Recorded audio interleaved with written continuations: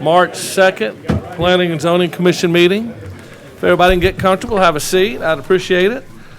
Please make sure that your cell phone ringers are turned off, I say as I turn mine off. We've got a pretty good agenda today.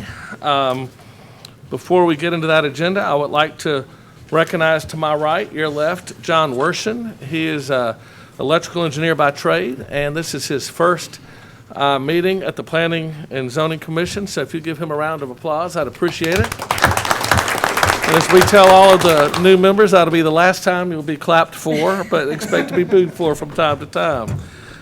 The first item on our agenda is the approval of the minutes from February 6th. Members, y'all have had those. I know there's been a minor change or two. If there are any other changes, please let us know. If not, I'll accept a motion to approve. So moved. I have a motion to approve. Do I have a second? Second. Any further discussion? All in favor say aye. Aye. Any opposed say nay. All right, moving along. The first item on the agenda is a public hearing to consider the request of the Fairhope Planning and Zoning Department for a proposed amendment for a Greeno Road corridor overlay. At this time, I'll ask Hunter to come up and get us started. Thank you, Commissioner. I think we've come a long way from where we started on this. Began in '87 with the first thoughts about what to do with Highway 98 and what we call locally as Greeno Road. And it's reared its head through the years. It kind of keeps coming back. And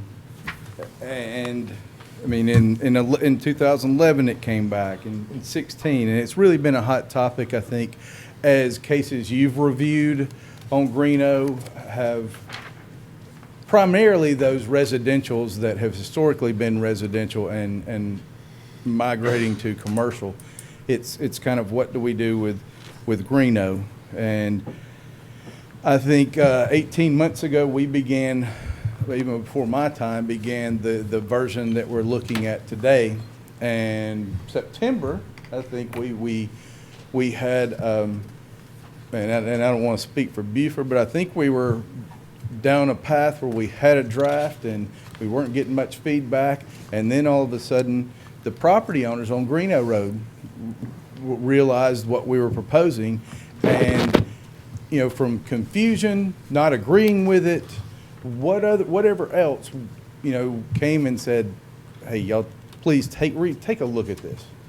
You know, this is the impact on us is hard. And I think we've spent the last, especially 6 months, September, looking at that, listening.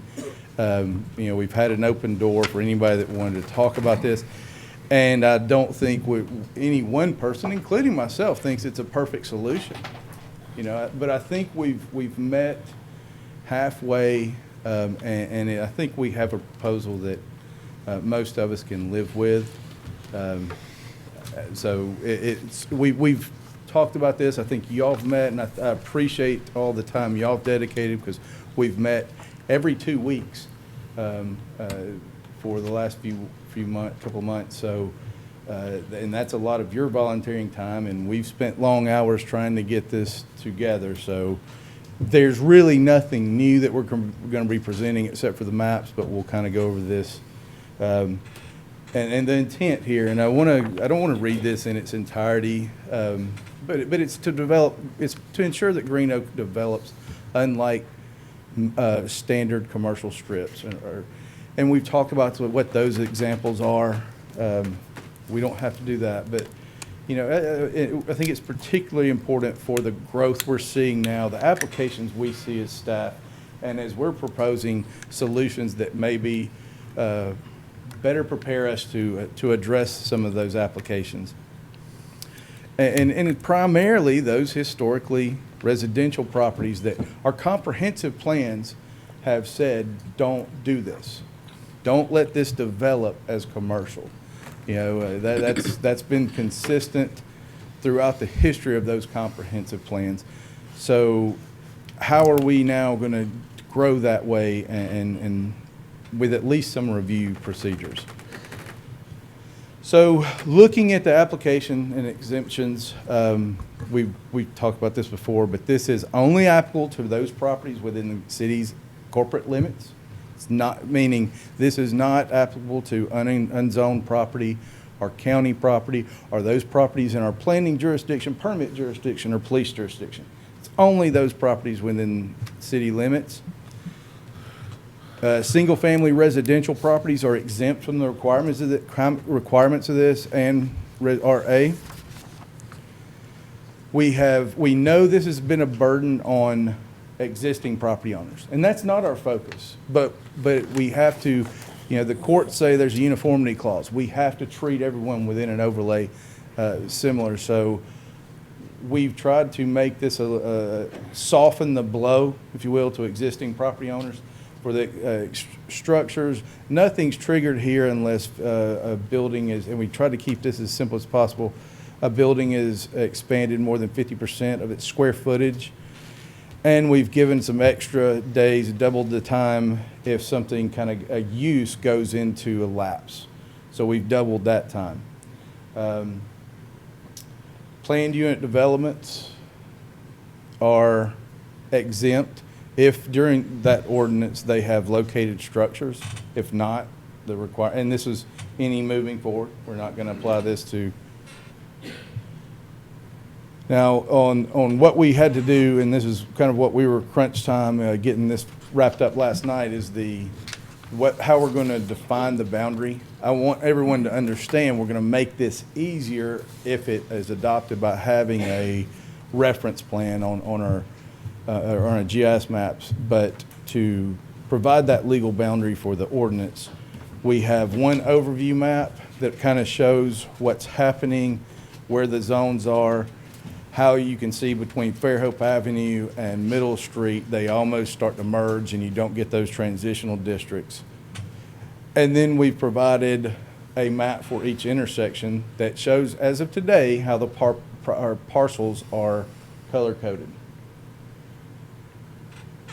And I'm just going to flip through those. These are on our website under Publications and Form link. And then uses. We had a lot of prohibitive uses in the previous version that went over, well, it didn't go over well. And we have two prohibitive uses now, standalone ice machines and standalone ATMs. And then the way we know things that are either has the potential to be a problem, or whether that's traffic or aesthetics, we have site plan review procedures that you see cases all the time. We have one on the agenda tonight those cases would go to a site plan review. And then we have parking to the side and rear. The third portion of this is design standards and frontage types. And frontage types define how buildings are located on the site. That's it. There's a table that gives every property has at least 4 options on how they want to site this. And those are defined in the plans that follow.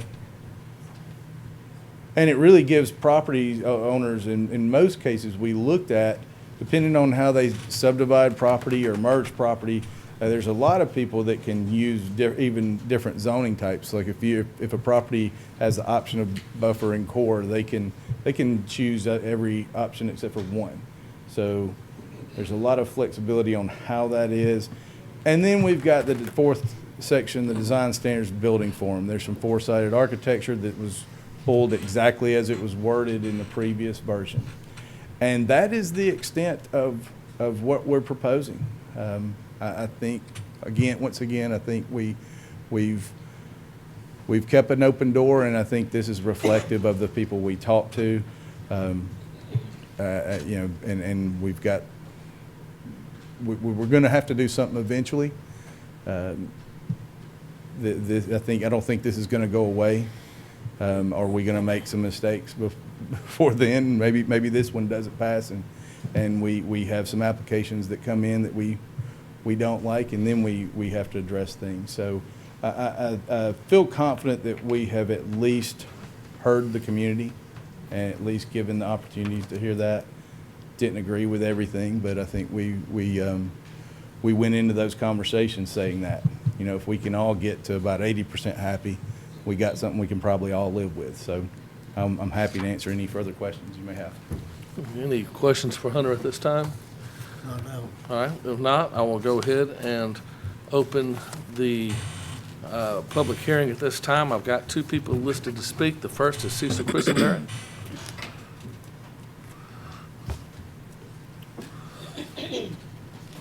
I'm going to try to keep it to 3 minutes. as 3 close as we minutes? Are you can. kidding me? In your case, 2 minutes, Cecil. But, Mr. Chairman, zoning board, I appreciate this public hearing. I appreciate the fact that on this very serious matter, you're listening to us, and that's very good. I guess I'm the poster child, undeclared, of this event. It's been going on, and you said it, you did it. It's been going on for 18 months, and Hunter just said something that's very true. Everything he said, I think, is okay, but he said that it's been going on for 18 months, and that the owners of property on Greeno Road, and by the way, I represent quite a few owners of property and business owners and friends and neighbors and just good folks along that corridor as I speak to you tonight. But he said the business owners started kind of getting up or getting into this 6 months ago. Let me tell you why that was. I don't think anybody knew about it. No one, as far as a business owner that I can find along Greeno Road corridor, was ever notified, ever consulted, ever contacted at all that I know of. Now, I did come and meet with Buford, and he was very gracious. We spent over an hour together. Buford, I appreciate that very much. Got a lot of answers to some questions, but it seemed like the more answers we got, the more questions there were, if you can kind of see how that goes. So there's 3 points I'd like to make. First of all, the 44-page document that started 18 months ago, the one that I know is off the table for the most part, that was the one that we just didn't really understand what it was all about, where it came from, who started it, what was the purpose of it. Hunter came on the scene 6 months ago, and he started the dialogue. But just a few months ago, in this building, in this room, we had, I guess, a public hearing. We had the nice lady holding the microphone for us and all that. Lee, you did that, and that's all right. But the word tweak, we kept hearing the word tweak. We'll tweak that. If there was a question, don't worry, we'll tweak that. We heard that word quite a bit. And also, we heard if there was a question or a concern, well, that's already in the zoning ordinance. That's already in the ordinance, which I agree. That's great. Which brings me to my second point, actually. Greeno Road has, we've been there 32 years, it has and it continues to have very strict, and I agree with it, we need zoning, no question about that, but it's had strict zoning ordinances for quite a few years. And there are things that have developed over the last few years that are very tasteful. We had examples of them at the last meeting, some things that have developed along the corridor that everybody seems to like okay. But look what's happening there. They're remodeling Burger King, for goodness sake. It's going to be a beautiful Burger King. They're redoing McDonald's. Look at the old Rite Aid. And I love the old Food World. I know that was a huge parking lot. Now we've got a bank in the middle of it. But the Food World property with Agave and the church and the computer place and all that. And Rite Aid and all that. But it's a symbiotic relationship between a business and customers. And we hope most of the customers, and we don't call anybody, are citizens of Fairhope. So the businesses along that corridor, we want beauty. We want it to be what it should be for our businesses. But the third point I want to make is timing. It seems like that your folks are going to be under the gun. Hate to say it that way, but you've got to do something. You've got to pass something, I guess, tonight, because the moratorium expires, as I understand, on midnight, May 1st.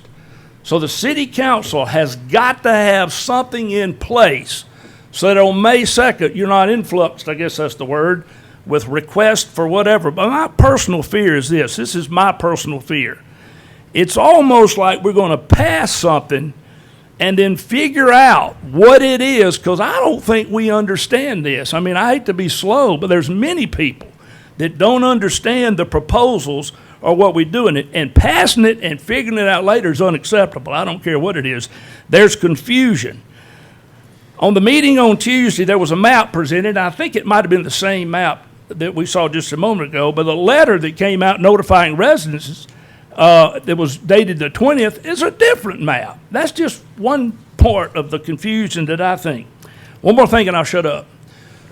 I believe that the motivating factor of the Barnwell Landmark District, which started with a few people down Greeno Road, and has now grown to the people to the east and all the way to the south, 44 square miles. I really believe the motivating factor of those people is this Greeno Road Overlay District. Now, I know it only goes to the city limits, but those people are worried. They're concerned. They're angry. Not speaking for them, but they'll be here. Don't worry. Yes. Okay, but I'm saying they don't want any part of what this is about. And they're willing to stand up to that. And it grew to 44 square miles because the people to the east are the same way. That concerns me for my city. We can't go west. We can't go north. We're about to be boxed in. We're not going to go east or south. So in conclusion, the last page of one of the documents says, the Greeno Road Corridor is a continuing implementation of the comprehensive plan as well as a response to the request of Fairhope citizens expressed in the visual preference survey. Lee, you told me 1 in 16. That is not a representative sample. I don't think that thing is worth the paper or the computer screen it's on. Furthermore, this is not just about Greeno Road. The Greeno Road plan is the first step in possibly introducing a form-based zoning code to the entire city. So the people in town that think this is just upset businesses on Greeno Road, that's not right. It's all of us. I don't know if that's 3 minutes, but thank you for your time. Thank you, Cecil. Next person on the list is Larry Stacy.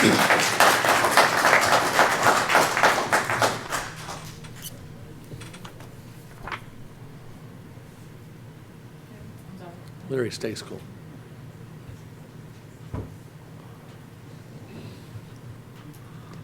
Larry Stacy, 60 North Ingleside. First, I want to acknowledge the staff's time over the last couple of months. I've met with them several times to try to get a handle and understanding of this Greeno corridor.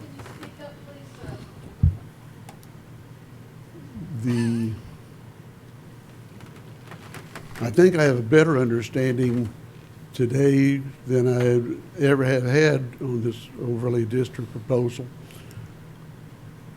And I certainly would agree that where we are today in the proposal that the staff is making to you is certainly better than where we were when y'all tried to railroad this thing through last summer. But the problem is, no matter how you dress up a pig, it's still a pig. The need for controls on Greeno, nobody argues with. This city already has very extensive controls in place and are effectively in place for Greeno. Cecil just mentioned, and I won't repeat, there are several developments going on. There's nothing wrong with them. So I don't really know what it is that you all see is wrong. Greeno is doing just fine. You know, it is nothing wrong with trying to direct the development of the community. We're all for it. But here recently, when the city decided that it did not want development of a specific lot corner in downtown Fairhope to occur, they didn't just pass an ordinance or zoning change to make it impossible to develop it. They bought the property. And y'all all know what I'm talking about. What you all trying to do with this program is a taking of our property rights. It is a restricting of what we can do with the property that's left, and it's just flat wrong. I don't know if any of y'all own property on Greeno or not. I don't know if that should matter. But to walk in and just announce that we want a greenway entrance to Fairhope, and you property owners are the ones who are going to have to provide it, and still pay taxes on it, because you're not taking the property, with or without compensation. The property's still ours, which means we still have to pay property taxes on it, and we can't even use it. Folks, it's wrong. I do understand what you're trying to accomplish here. There is a rush to judgment that is obvious. Cecil spoke to it. It's obvious. Take your time. If you don't know what you're doing, or if you aren't sure you're doing the right thing, this isn't Obamacare where pass it to find out what's in it. We need to stop, slow down, and make sure we're doing the right thing, because you are truly affecting the future of Fairhope. And the only thing I can ask you to do is not take action or to stop this program. It's a bad idea from day one. Thank you. Thank you. All right. There's nobody else listed to speak. Would anybody else wish to speak to this item? All right. If nobody else wishes to speak to this item, I'll go ahead and close the public hearing at this time and turn the meeting over to the commissioners.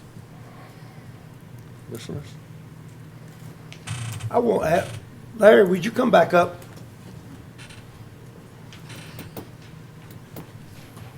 I've got, I read a memo from someone that obviously is near and dear to your heart. That came with our package. But I want to ask you something. What is it that you think is being with, we're talking about this document, not the one from 18 months ago, this document right here. This is 11 pages long. The vast majority of the pages are drawings or illustrations. Correct. Okay, tell me something. What is it that this document does that keeps you from using your property? Well, first thing it does is restricts what parts of the property I can use. Setback requirements, green strips, et cetera, et cetera. There's one of the development options, or whatever you call them, siting options that's in there, shows a requirement for a green strip that's got trees planted in it, and then a parallel adjacent green strip that's got bushes planted in it. But you just said it. You hit the nail on the head. It's an option. It's an option that you have the ability When to you decide. look at the other. Wait. Hunter, Yes, sir. do we, the setback on Greeno Road from north all the way to the south city limits, is the setback any greater here than it is without this? There's a couple of zoning types that have a smaller setback, but however, Come on, well, no nebulous. Well- What do you mean? 2 feet? no, there's 5 nothing feet? that small. However, and this is important to realize, there's a 20-foot requirement in the tree ordinance right now.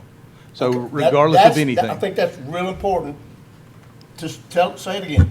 there is a 20-foot, that buffer that's there is a requirement right now for every piece of property. That has on Green nothing Road. to do with Greeno corridor. That's right. Okay. We just matched that up. All right, And so- we gave some allowances on some of those types though. And So if we I did give more remember in the people. conversations that you and Buford and I had, we talked about the prospects of reducing the buffer in some areas. And did we do that? Yes. So some areas the buffer was actually reduced in this program right here, as opposed to what is currently in place now.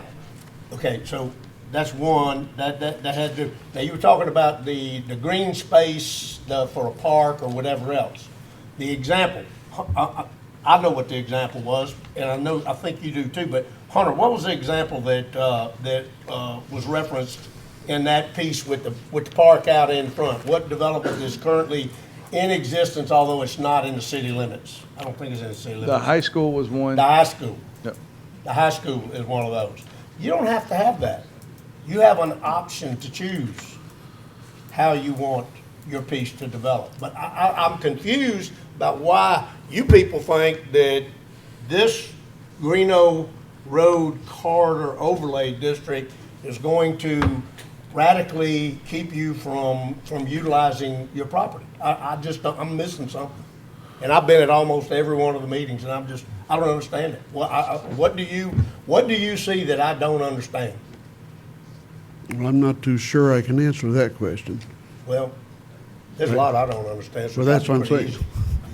easy. Wait, no, not right now. You can't. You can come up here and answer it in just a minute, but not from there. Yeah, the overall impact of the program, the totality of the program, is going to restrict what could be done with our properties. I don't think there's any question about that. Well, Okay. is Now- there a question? If you've got a piece of property that's zoned commercial, and the zoning is X, Y, Z, anything that, and it's undeveloped, anything that's in X, Y, Z, you can do with that piece of property. The underlying zoning is not affected by this overlay district. It's understood. At all, right? My understanding, that's correct. Okay, all y'all understand that. The underlying zoning that currently is in existence for your property is not affected by this overlay district. And I think I've heard it on a number of different occasions, that's what people think. That this is gonna change the zoning or restrict the use, and it's not, whatever your zoning is. It also doesn't preclude you from asking for a zoning change. Now, I'll go back to what, I think it was, maybe it was Cecil, maybe it was you that said this about the residential areas. For most of you that have been here for an extremely long period of time, like a lot of us, you'll understand that residential zoning, and I'm gonna attribute it to what you said a little while ago, but residential property was precluded, especially on the north of Fairhope Avenue, from being converted to any kind of commercial or business use. And there are still properties that are on the corridor that are still residential. I'll ask you, and I'll ask Cecil or anybody else that can answer me. When was the last time a residential house was built on Greeno Road? 1972. 1970. How many?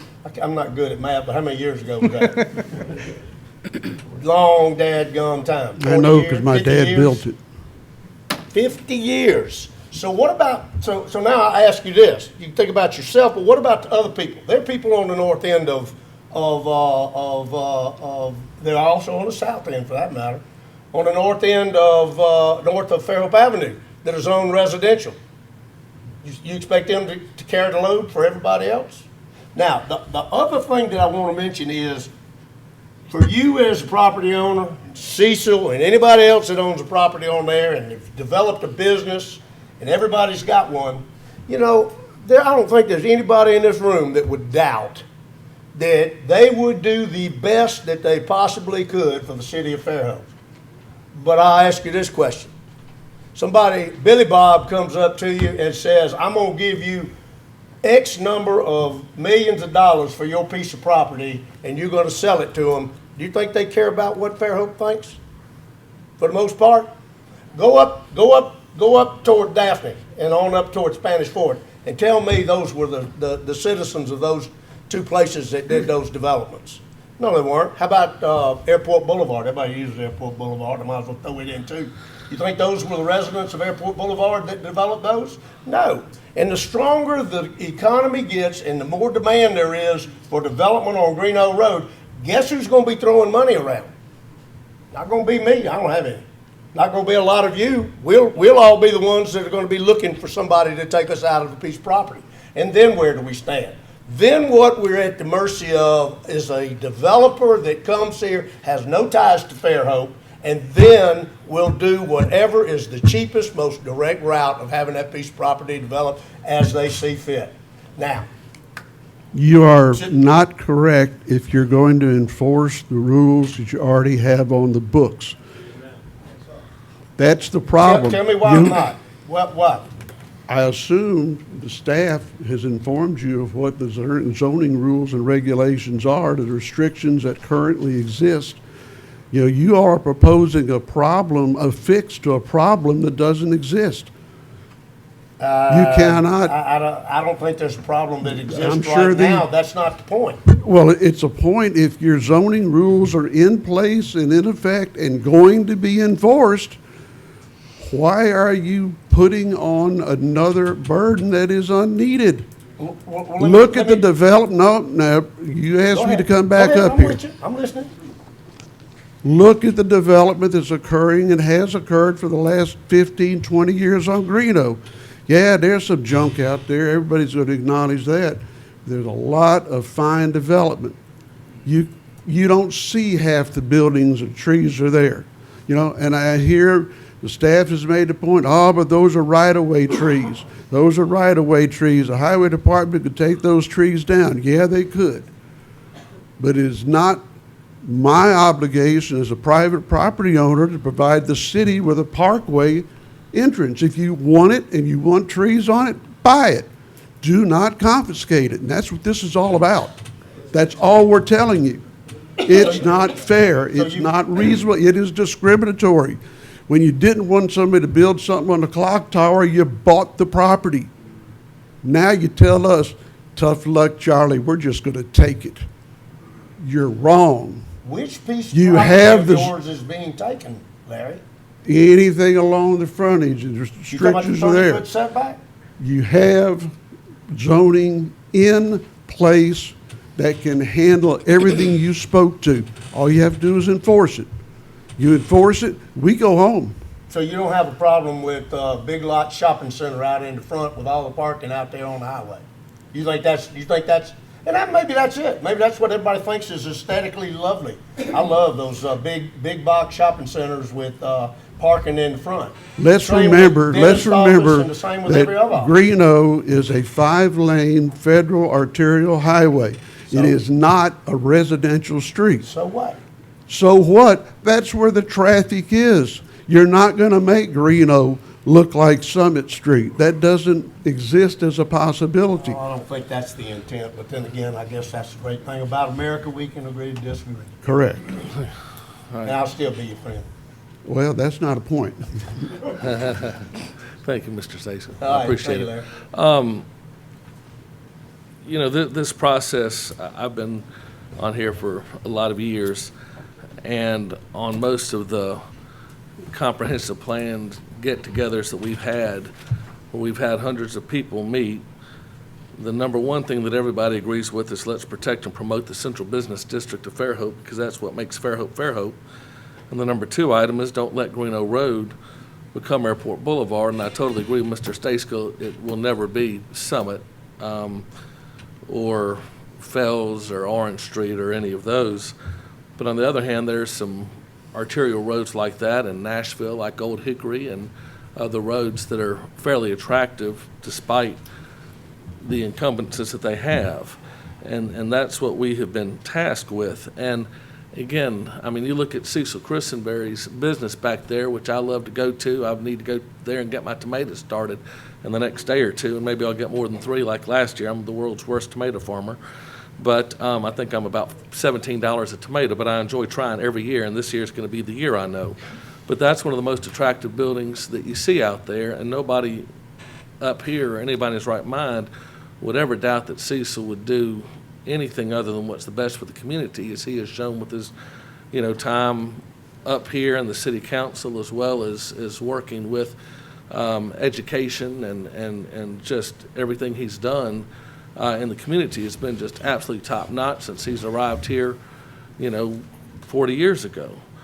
But the problem is, and where the issue hasn't hit us full on between the eyes yet, and where it will, is demographics. And the Fairhope is starting to get into those number demographics where if you look at the out-of-town investors, so far it's been Dollar General, some auto parts stores, some fast food stores.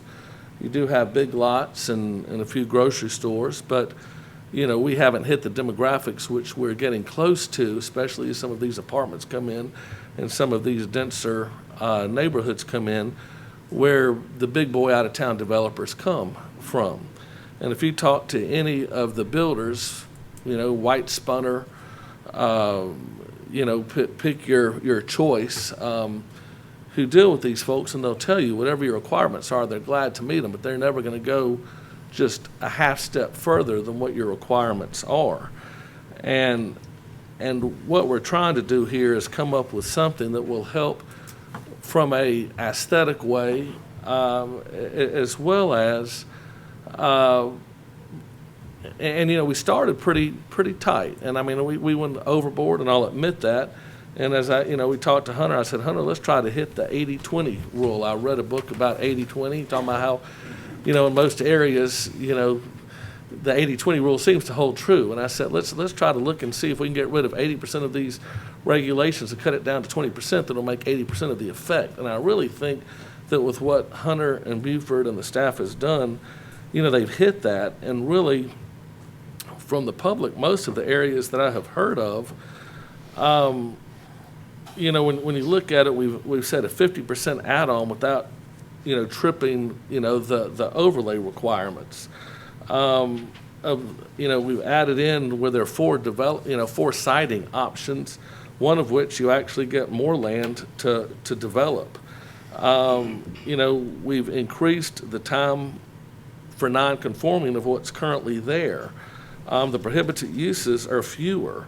And like I said, in some areas, the setbacks are decreased. So in some of these areas, people are actually getting rights. And again, this is not anything that we're looking at, for the local people. This is more for the national developers that come in. And that's what our goal has been. And I tell you, I've never seen any ordinance that anybody has done where the staff has listened to people as much. Art was the one that originally put the brakes on this thing and said, hey, let's listen to the public. The public's who does, the living, breathing, eating, buying, money, and dying here. And we've listened to the public, and a lot of the public is really for this. Some of the public, has some concerns, and I understand that. But this is really, a way looking at, as Art mentioned, the north part, where we've got people that are still developed residentially, but who don't have 3 acres, where they can, trigger a PUD of how can we help those people where they can, get their land rezoned, but still have some protection when some of these, big boy out-of-town developers come in to not, totally ruin Greeno Road. And that's the balance that we're trying to get. Anything? Do you have a copy of this plan? Yes. Where is the copy of it? Is this one sheet of paper everything? No. No, it's on- It's online. It's right here if you want. It's 11 pages. Pretty simple. I mean, is there, I mean, I would think before you voted, you want to get that out to us to look at, so we can It's gotten out. We put it out. We've had meetings. I have not seen anything. Joe, can you get to the website? We got a letter, and that's it. That's all I've ever seen. Does anyone, and does anyone go to the website?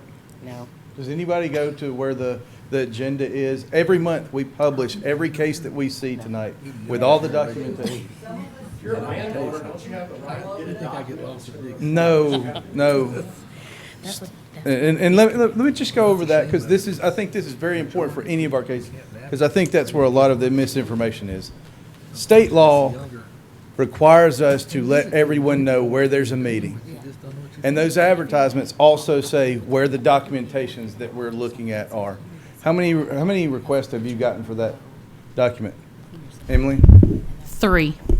Okay. Every piece of wording we do in there, we go overboard.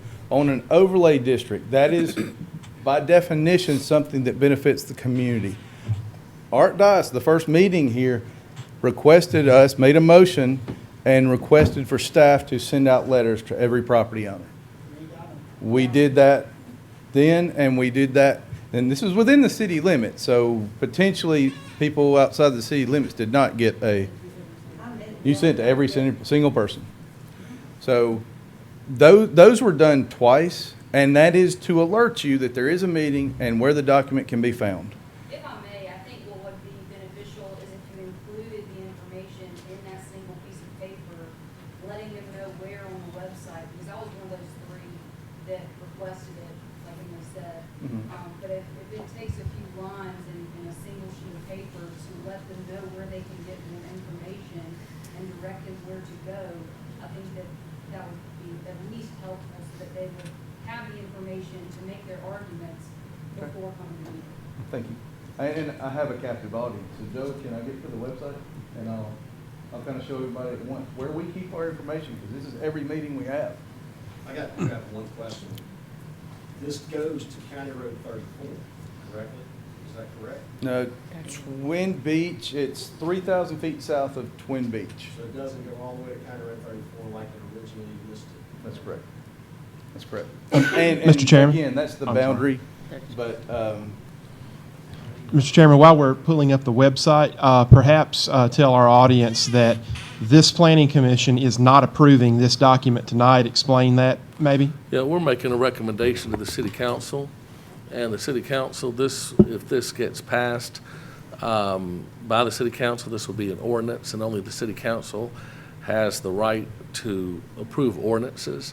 So we are simply making a recommendation. The only person whose vote will ultimately count here will be Kevin Boone's, and he may vote tonight, or he may abstain. Sometimes when city council people are on the Planning and Zoning Commission, they'll abstain at our level just to keep, themselves open-minded till they get to the city council level. So he may vote tonight and show, how he feels, or he may abstain and think about it a little bit longer. But we're simply going to make a recommendation to the city council, and the city council will look at it. They can tweak it, they can vote it up, they can, tweak it and vote it through, or they can vote it down.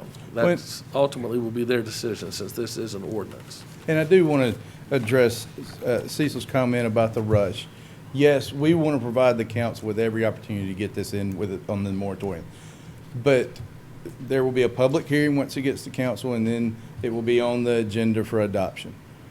The moratorium may expire. The council can certainly tell us to revisit this. We've heard certain concerns. There's no guarantee that, the council's going to vote up or down, either positive or negative, by the time the moratorium extends. But we want to give them that opportunity. So that was our deadline and what we were pushing for. So just so anybody sees, under the planning department, if you go to departments, planning and zoning, publications, well, first I want to show if you go to planning commission, and the view agendas and minutes. Every month, we post a full agenda. That's got every item we're talking about tonight in full detail. It might take a while to pull up.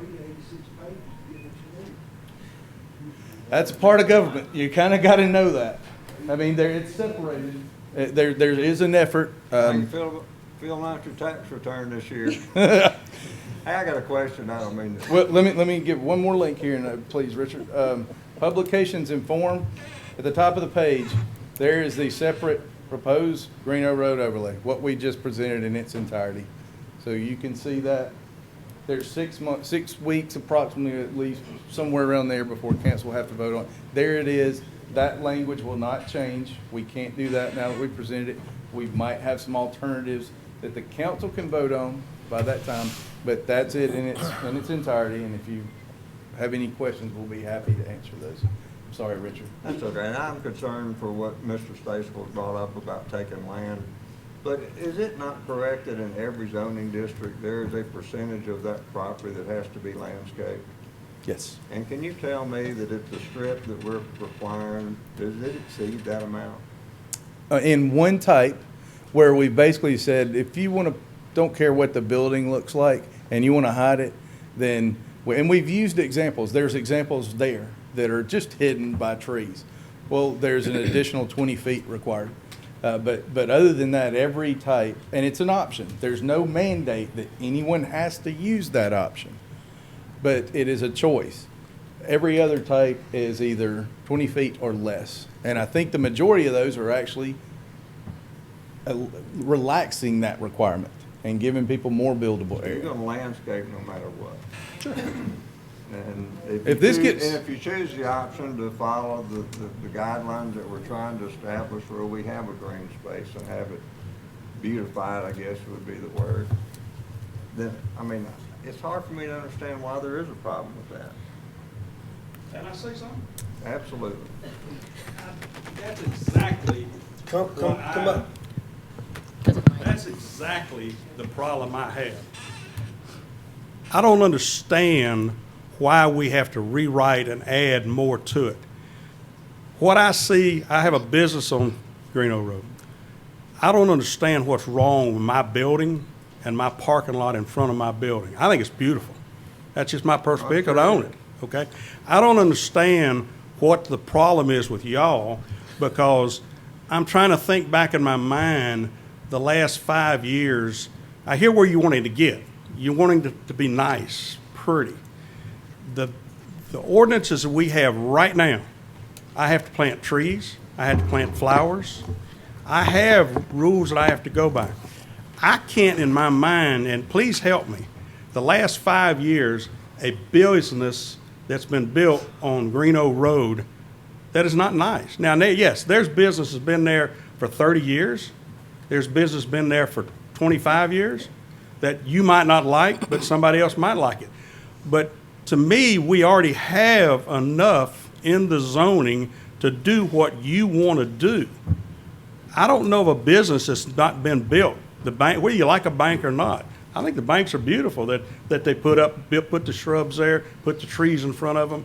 I don't know of any place that's been built the last 5 years on Green Road that's against what you're wanting to do. So I don't understand why we have to reinvent the wheel to do what you want to do. Because I think it's already done. It's there. You just got to enforce what you want, and it's there. I do not see a single building built the last 5 years that's a black eye on the city of Fairhope. And I was just trying to counter any argument that we're taking property. That's the only thing I was trying And I understand, I'm covering everything. I'm not picking on you, and I didn't mean to be, I'm not arguing with you. I just don't understand, we've got rules and regs. Greeno Road to me looks nice. It looks good. We got trees, we got flowers. Well, and Gary, again, though, we're not concerned about you. We're concerned about 20 years from now, somebody comes and buys your property and the one next door and wants to put some type of a shopping center there. And Greeno Road does look a lot nicer in a lot of areas, and there's been a lot of work and a lot of vision that people have had for that. If you remember John Parker, who just walked up and walked back, he and Barry Booth were part of Corridor 98, and they're the ones that, got the trees started out there and in the right-of-ways. And it's been a lot of work to do, envisioning to do what's there, and that's what we're trying to continue. But again, we're not worried about you, we're not worried about CISA. We know that y'all are going to do what's best for the community and always have.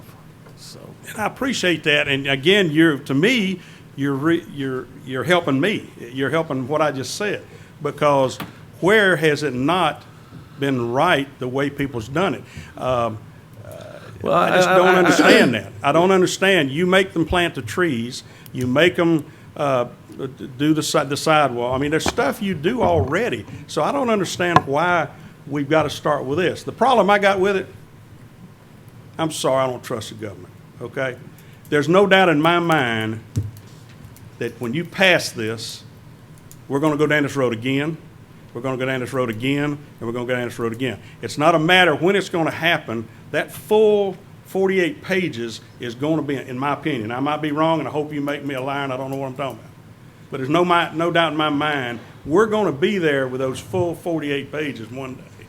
But I don't understand why we can't make Fairhope beautiful with what we got right now. That's what we've done. Our downtown's beautiful. Greeno Road, I think, is beautiful. I hear you, but I think everything you're saying is reinforcing what I'm saying. Well, and I'm not picking on me. Well, but it's beautiful. But I think one of the reasons it's beautiful is because of the ordinances that have been passed, and because of what we're looking at. We could say, why have subdivisions have green space? Why have a 20-foot setback? That's a takings. Why have the downtown sidewalks be 7 feet instead of 5 feet? That's a takings, and we could look at that everywhere. But it's ironic that all of the cities that have the highest and most strict requirements when it comes to zoning always end up later having the highest property values versus the ones that have the least zoning end up with the least property values. Here it's all about money, but I basically, I don't care about what they do down in Florida. I don't care what they do about anywhere else. I love Fairhope. I like Fairhope. I like it is, and I don't want to be all the time something added to it. And to me, this is just a starting of a lot more we're going to be going through and be up here. Thank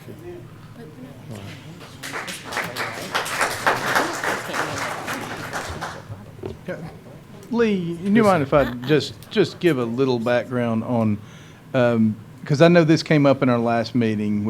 Fairhope's evolved the way it is. I did a deep dive on the history and the zoning that's been in place, and it's been amended very regularly. You know, there's a very, you know, we're constantly looking at not what's there right now, and we've said this repeatedly, but what's coming. That's what planning is. We're planning for the future and what are the problems of tomorrow. And that is a part of Fairhope's history as well. So just to say what we've had has been stagnant and it's worked, you know, that's not quite true. The history is it's been revised on a fairly regular basis. So just to throw that out. Very true. Commissioners? Any further questions, comments? If not, I'll entertain a motion. We have somebody in the audience. Oh, what's that? There's somebody out there with his hand up. The public hearing shut. Oh, okay. I know, right? The public hearing shut. I'm sorry. I shouldn't have let, you know, anybody come up afterwards, but the public hearing's been shut. That's not nice. Commissioner, any comments? If not, I'll entertain a motion. Motion, Mr. Chairman. Motion. I move that in reference to case ZC 19.08, the amendment to Article 5, special districts and uses in the zoning ordinance to establish Greener Road Corridor Overlay District, we recommend to the City Council approval. I've got a motion to recommend to City Council to approve. Do I have a second?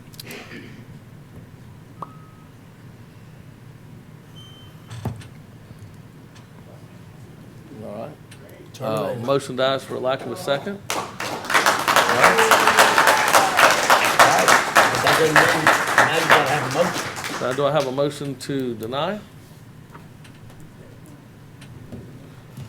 We can't set our hands. It got to either be for it or against You it. gotta So step nobody up. made a second to Step approve, up so and make a motion to ducking- deny and vote it ducking the down. duck now. Well, I'll make a motion to deny it. Yeah, I've got a motion to deny. Do I have a second? second. Any further discussion? All right. All in favor to deny recommending approval, say aye. Aye. Any against, say Nay. aye. Nay. So it had three. Call the roll if you would, please. Okay. Kevin, you were Councilman Boone votes no. Votes to deny to it. deny. Deny. Deny. All right. And then so 4 to 2 To deny. and 1 abstention. All right. All right, moving on. Next item on the agenda is the, You might as well wait a minute, let them get out of here. They're probably gonna fight us.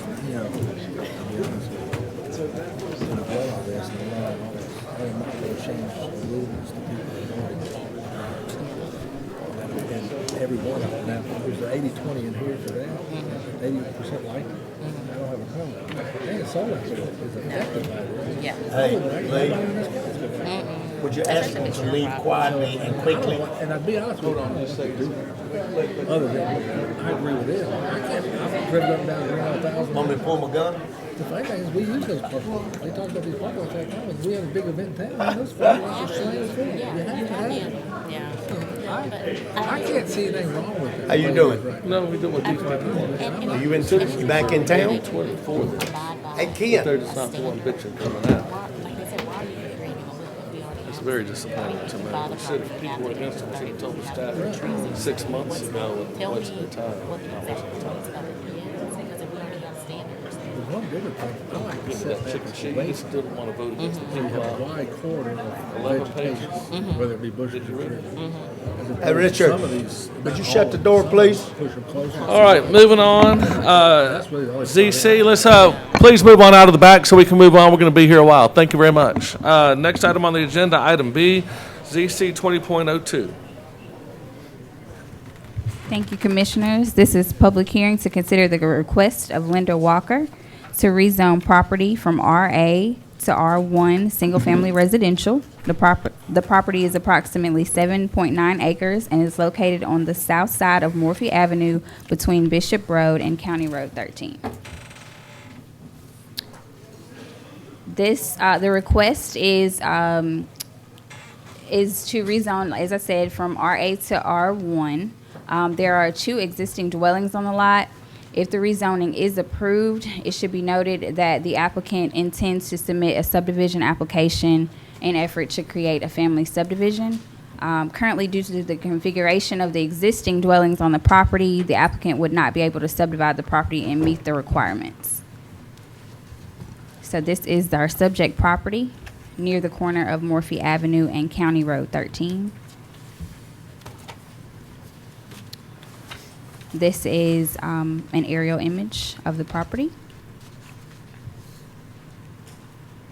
And this is the survey that was submitted. As you can see, I don't know if you can see my arrow, there is an existing residence here and then a resident here as well.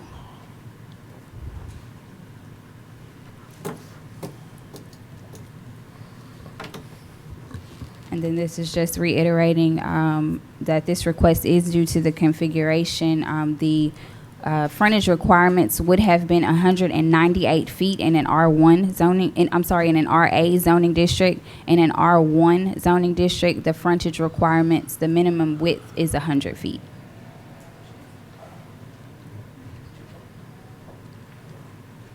Okay. And then it just states again that we would be creating a nonconformity essentially until the subdivision is approved. These are just our criteria, making sure that it meets the requirements of the comprehensive plan and so forth. The staff is recommending approval of the application subject to the condition that a subdivision application is approved for a single-family residence on a single lot. And that is all I have. All right. Are there any questions for staff? Thank you very much, Mara. Would anybody wish to make a presentation on behalf of the developer at this time?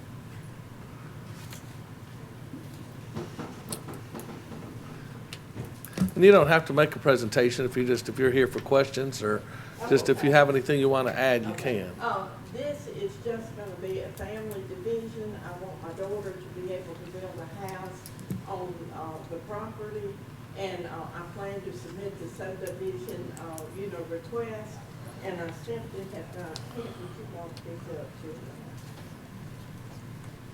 them and show them approximately how I plan to divide the property? Sure. Yes, thank you. Thank you very much. I'll go ahead and pass. Emily, did you get her name? Oh, that's the applicant. Oh, okay. All right. Normally you come up to the microphone, but since you don't worry about coming up, it'd be a little difficult to get there. All right, well, thank you. And if we have any questions for you, or is Seth your? Yeah, I'm her son, Lewis. Okay, Seth the engineer, or y'all? No, Okay. sir, I'm just here. Okay, perfect. All right, great, thank you. When your mom asks you to come, you come. Yeah, right, you better. We all know how that works. Understood that. All right, again, this is a zoning request, and zoning is an ordinance, so we will simply make a, recommendation to the city council, and they will ultimately vote this up or down. So I'll go ahead and open the public hearing at this time. Does anybody want to speak to zoning case 20.02? If not, yes, sir.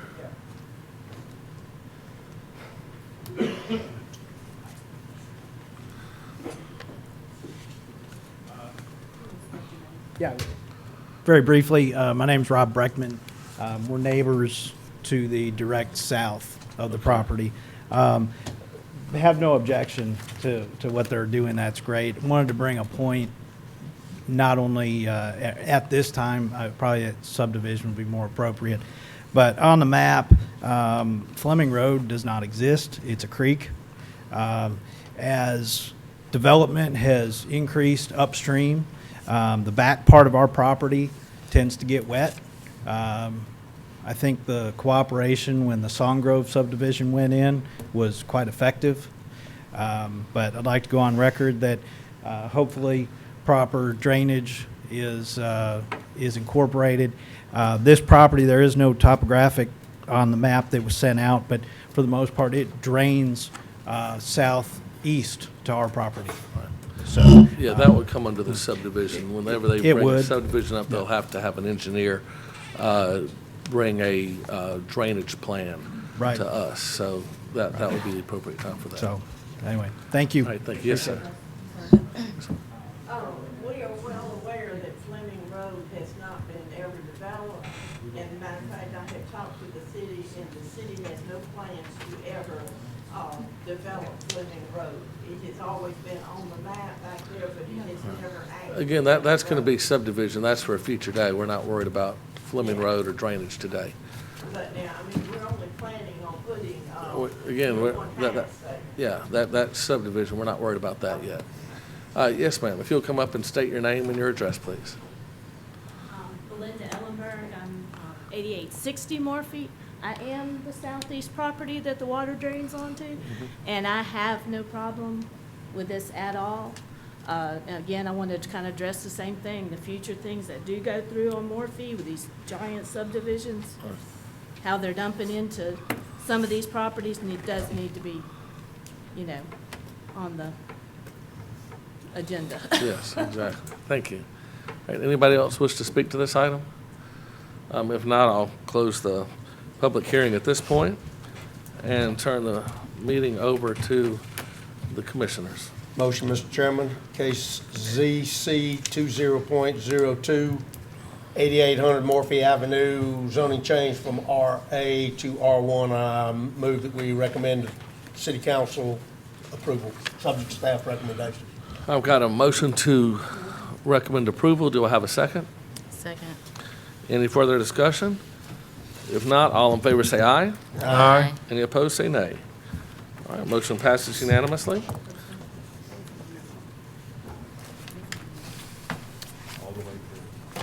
You're gonna get a pass tonight, you know that. All right, next item on the agenda, subdivision 20.05.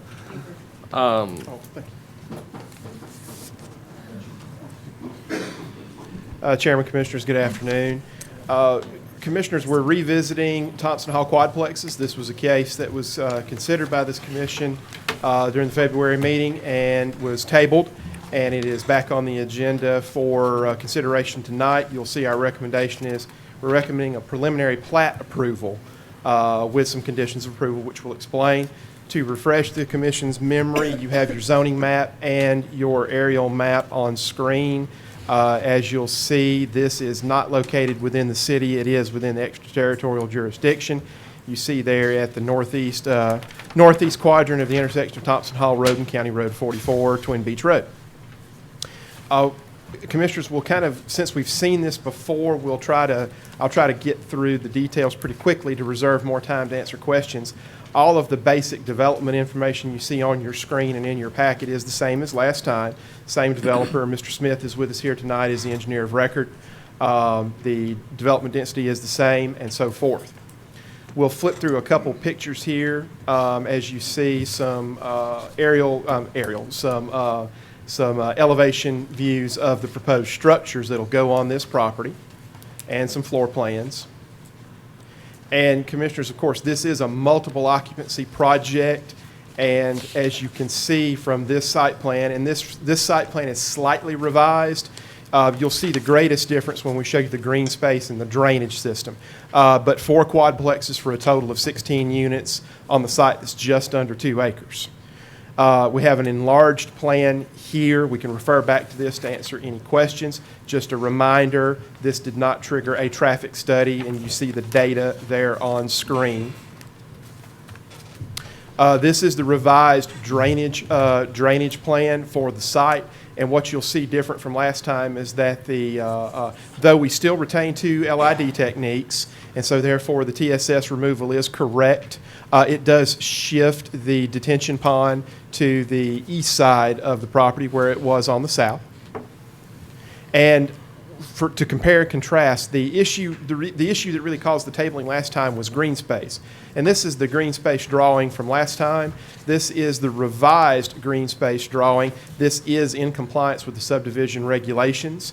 It qualifies as a green as indicated in table 4.1 in the subdivision regulations because it's between 1/4 and 4 acres. And that should be 3 acres. There's a typo right there. So, Commissioners, our recommendation is we're recommending preliminary plat approval for case number 20.05, Thompson Hall Quadplexes. I'll read through the conditions of approval here. This was submitted prior to the change of the subdivision regulations requiring preliminary and final plat for MOPs, so that way we properly reflected O&M agreements as well as any drainage and utility easements might be needed to the property. That's why we're asking as a condition of approval for a preliminary plat on this case right here. And Commissioners, I won't go into super detail unless there are questions. On item number 2, basically just get verification that the proposed sewer lift station is acceptable within the 75-foot highway construction setback on Thompson Hall Road, and if it is, reflected on the as-built drawings when they come in for final plat. Street lighting, and we have some housekeeping. 3 through 7 are some housekeeping conditions of approval. Commissioners, I'll call your attention to number 6. We wanted to make certain that we memorialized the 35-foot building height restriction is a function of the subdivision regulations, and the landscape plan include that with the 4 construction drawings. Commissioners, happy to answer any questions on behalf of staff. We can flip back through any slides that we need to answer those questions. I've got a question for you, Buford. Yes, sir. Why is, okay, it says that they don't need, and we've been through this 59,000 times, they don't need a traffic study because it's only 8 trips. But the question I've got as it relates to here for right now, Highway 104 out by 181 is the next one. Out past 181 on Highway 104. What about does anybody look at the cumulative effect of all of the various developments within a given area as it relates not just to residential but to commercial? Trip generations, and each individual one probably not going to make any difference, just like this one. But what about when we get to the point that when you add them all together, there's no way that you can justify not having traffic studies done? A great question, Commissioner. I will not try to intelligently answer that tonight behind this podium. I don't have, my level of expertise is not that far and not that deep into level of service and trip generation and capacities of roads, not yet to answer that properly. I can answer that. That would probably, I'm sorry, Chairman. I can answer that. The answer is absolutely none whatsoever, 0. None at all. Nobody's studying it? People study it, but there's no regulation as far as our approval goes. The only thing that the traffic study has is, do we need ingress or egress? It has nothing to do with, there's no way we can deny anything because of too much cumulative traffic or too much traffic down the road or all the bottlenecks that are going to occur. You can see them coming, and the county has been working on it. The state's been working on it, but does the city work on it? Nobody wants to pay more taxes, and most of the big bottlenecks you mentioned are State Highway 181 and State Highway 104, and the city has nothing they can do. Well, the ticket to me, well, it's going to be Morphy. It's going to be Twin Beach Road. It's going to be South Section Street. As you take for example, I'll just give a prime example. Take Highway 32 and South Section Street and Battles Road, Twin Beach Road. Sure. Both of those going east and west, and RSA. We're going to have another one tonight that we're going to be looking at right over there on the other place. But it's easy for everybody to say out on 181 and Right. 104 that we don't need a traffic study done. Until you get 8 subdivisions and a couple of apartment complexes put all together, and then it seems to me all we doing is kicking the can down the road. And there's got to be a way, Richard, where's Richard? There's got to be a way that we can, we can start to get some kind of handle on this, because once you're behind the 8 ball, you're behind the 8 ball. You don't catch up. Well, I don't disagree, and one of the things that we do that we have been very cognizant of is connectivity.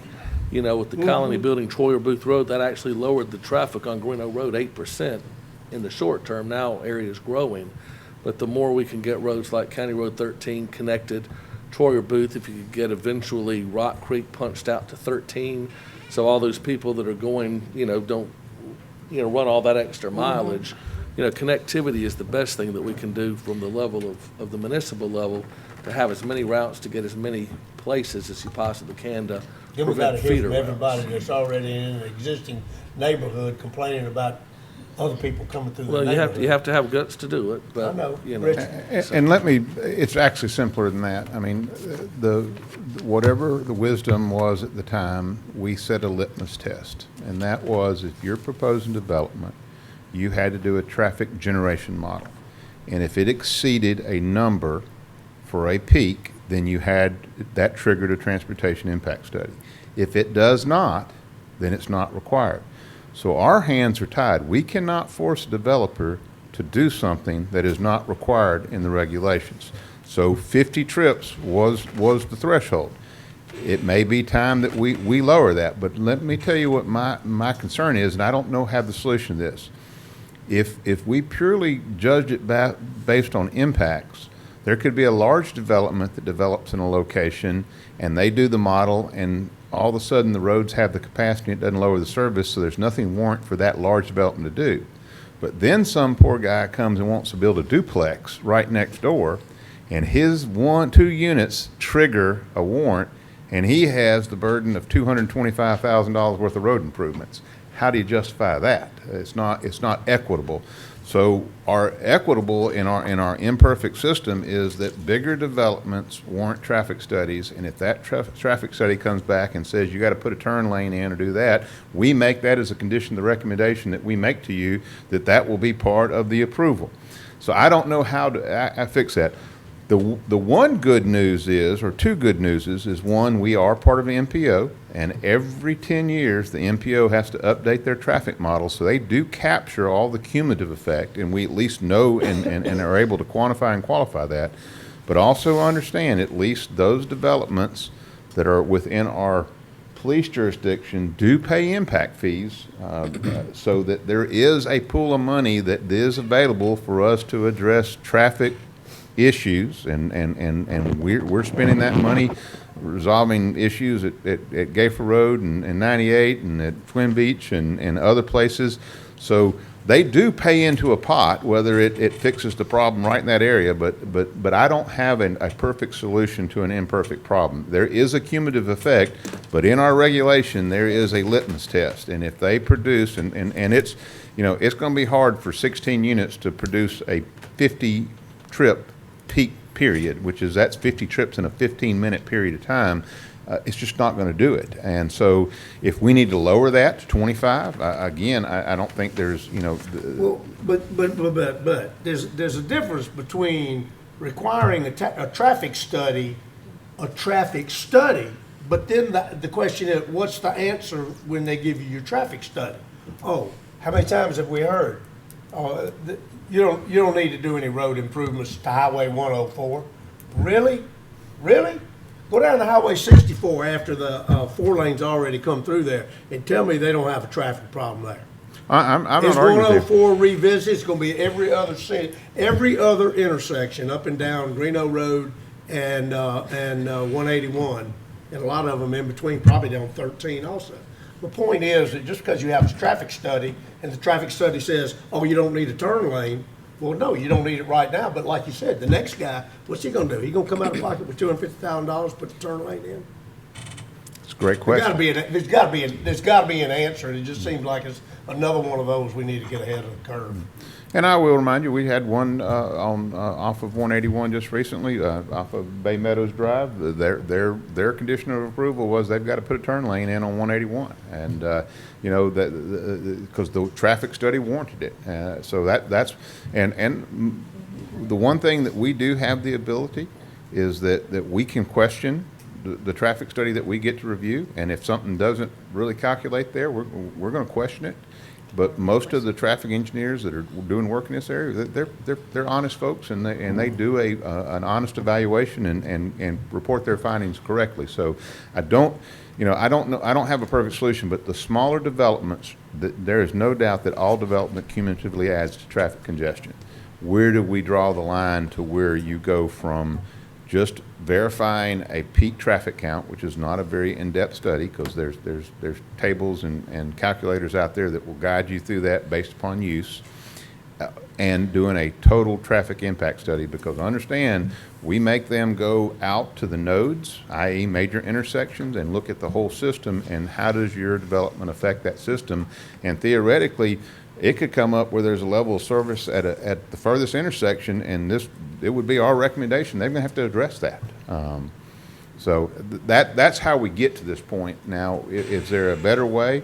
I'm not saying there's not. I will tell you, Art, if you remember at the county, we put language in that said, hey, we had a litmus test for a traffic study, but we had a caveat that regardless of what your study warranted, if it was the recommendation of the county engineer to do improvements, those improvements would be a recommendation to the planning commission and would be considered a requirement. And so if you want to ask us to default and save the money on the study, and we'll tell you what we think you need to do. And we had some capability in the county to look at that and determine that, yeah, turn lanes or deceleration lanes were needed there. And we would waive the traffic study if they would concede that they would do those improvements as part of their development. And yeah, maybe some language we want to look at here. I don't know. Well, it certainly seems that way, but not to belabor the point anymore, and I'll shut up, but it seems to me that there's an area that around which, when you've got development coming in, there's got to be a max. Somebody's got to be able to say, well, when it gets to this level right here, we're going to have something done to the roadway. Okay, you do that early on. You know what's coming down the pipe.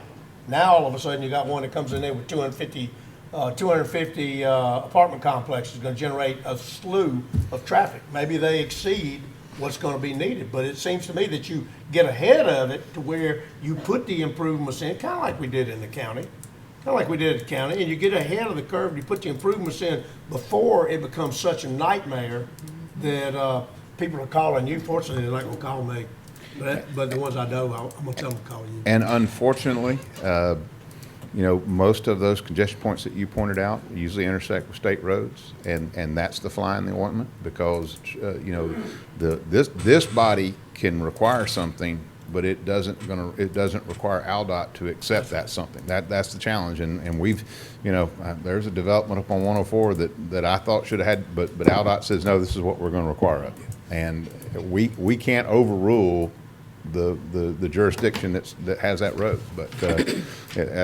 but most of our problems lie with the intersection of state roads, and that's the fly in the ointment. And if I had a perfect solution, I would be laying it out here, but I don't. But we may want to look at, do we want to lower the threshold for what triggers a traffic impact study? Something might be interesting. We had a person do a presentation, person from the state do a presentation to our Rotary Club, and they have a pretty neat presentation they do showing all of the different roads and how critical they are now and how critical they expect them to be in 20 years. And I think it'd be neat to, maybe at the end of one of the meetings under old or new business, just have that film and have a little 20-minute presentation on that, because I think that'd be great. It's pretty germane, and I think because the issue that Art has is, you die by 1,000 cuts. And that's right. A lot of times, we just carte blanche, a lot into two, all the time. No more water retention, no sidewalks, it's just one more lot. And you add those up over the years. In developed places are little, 16 here, 10 there, 12 there, and obviously, the traffic's going to get bad, and we know that. But, all we require is just, is the ingress egress okay, not so much downstream. What's the cumulative effect going to be? in the comprehensive plan that we're working under that, will be changed at some point. The idea was, I think the wonder of which is hard when most of the area being developed is out of the city limits and you don't have as much control. And obviously nobody wants control, as we just proved with the last vote. But the requirement was in the city, you have basically nodes, and you have a node with some commercial and then a lot of density around it, and then you get less dense as you go out. And I think we've done a pretty good job in some of the areas of having that commercial with the density near it. And that's been a little bit easier when you start, talking about getting further from those nodes. We've never done anything like, require everything in certain area to come in RA rather than R1. And have, 3 acre lots anywhere. Maybe that would be a takings, and maybe the citizenry would take it, maybe we don't want it. But, if we continue to allow subdivisions to come in at, R2, R3, dense, which can be dense if you're out, R3 is not considered dense in town. But, if you went out to Barnwell, for instance, and had a R3 subdivision with 1,500 lots come in, that would change the traffic for everybody. And that's, was the concern that I had on the last thing. It's not, the local people, but, you get in a community to a certain, demographic, and you're starting to see it in Daphne now, as you know, from being an engineer, and you get those national developers that will come in with 1,200 unit subdivisions and, and that's kind of the concern, and we've never really done anything on that requiring, okay, in these areas, we want larger lots to go along with the, density around the, the close to that commercial road. And I don't wish it on y'all, but one of the last things I suffered through was a 943 lot development out on 181 in Daphne, and it was one of those things is that they, we had good cooperation, but the city ended up building a whole new set of roads too, to with the help of the developer, covering that cost. But yeah, it was and again, that segment of 181, the lagging indicator is the state, that was supposed to have been 4-lane 12 years ago, and they're getting closer than they were. So, all right. Well, thank you, Richard. Back to where we were on the Thompson Hall quadruplex. And Chairman, Commissioners, if I may, let me call to the Commission's attention one more thing very quickly before we turn it over to the applicant. In the conditions of approval, if you look at items 3 through 7, Commissioners, what I've done in trying this for MOPs, if it's not blatantly obvious, is I've left condition of approval number 4 is basically a placeholder, so that way the commission can take action on the issue of sidewalks. I know that's a very important issue to the Planning Commission, and so I just simply noted here that sidewalks are not reflected on the submitted plat and plans for subject development. The Planning Commission may require the sidewalks to be installed as a condition of approval, or the Planning Commission may allow a pedestrian easement to be recorded on the plat when we go through that process, assuming that this is approved. Essentially left that as a placeholder so the Planning Commission can take action as it sees fit related to sidewalks, because you have both Thompson Hall Road and Twin Beach Road affected by this development. Okay. Thank you, Commissioners. All right. Emily, do we have the public hearing for this last time? I think we did, but I'll go ahead and open, before we call you up, let me go ahead and see if anybody wants to speak to this. I think we had a public hearing, but let me go ahead, since so much has changed, in case somebody does want to speak to this at this time. If you'll come up and state your name, and the developer will come up in a moment. Any questions you have, I'll write them down and ask them for the developer in just a moment. Yeah, I'm Todd Nessler. Okay, and you can state your address also for Emily, please, sir. Yeah, I'm at 19080 Thompson Hall Road. The only problem I have is originally they they requested a waiver so they could build the property. There are no waivers in this request, Chairman, Commissioners. Okay. The waiver, I think the waiver the gentleman's referring to was a green space waiver. The revisions that have been made to the application right now do not require a waiver. That's correct. No problem then. All right, thank you. All right, anybody else from the public like to speak to this item? If not, you look care to have anything to say? Larry, anything to add, or?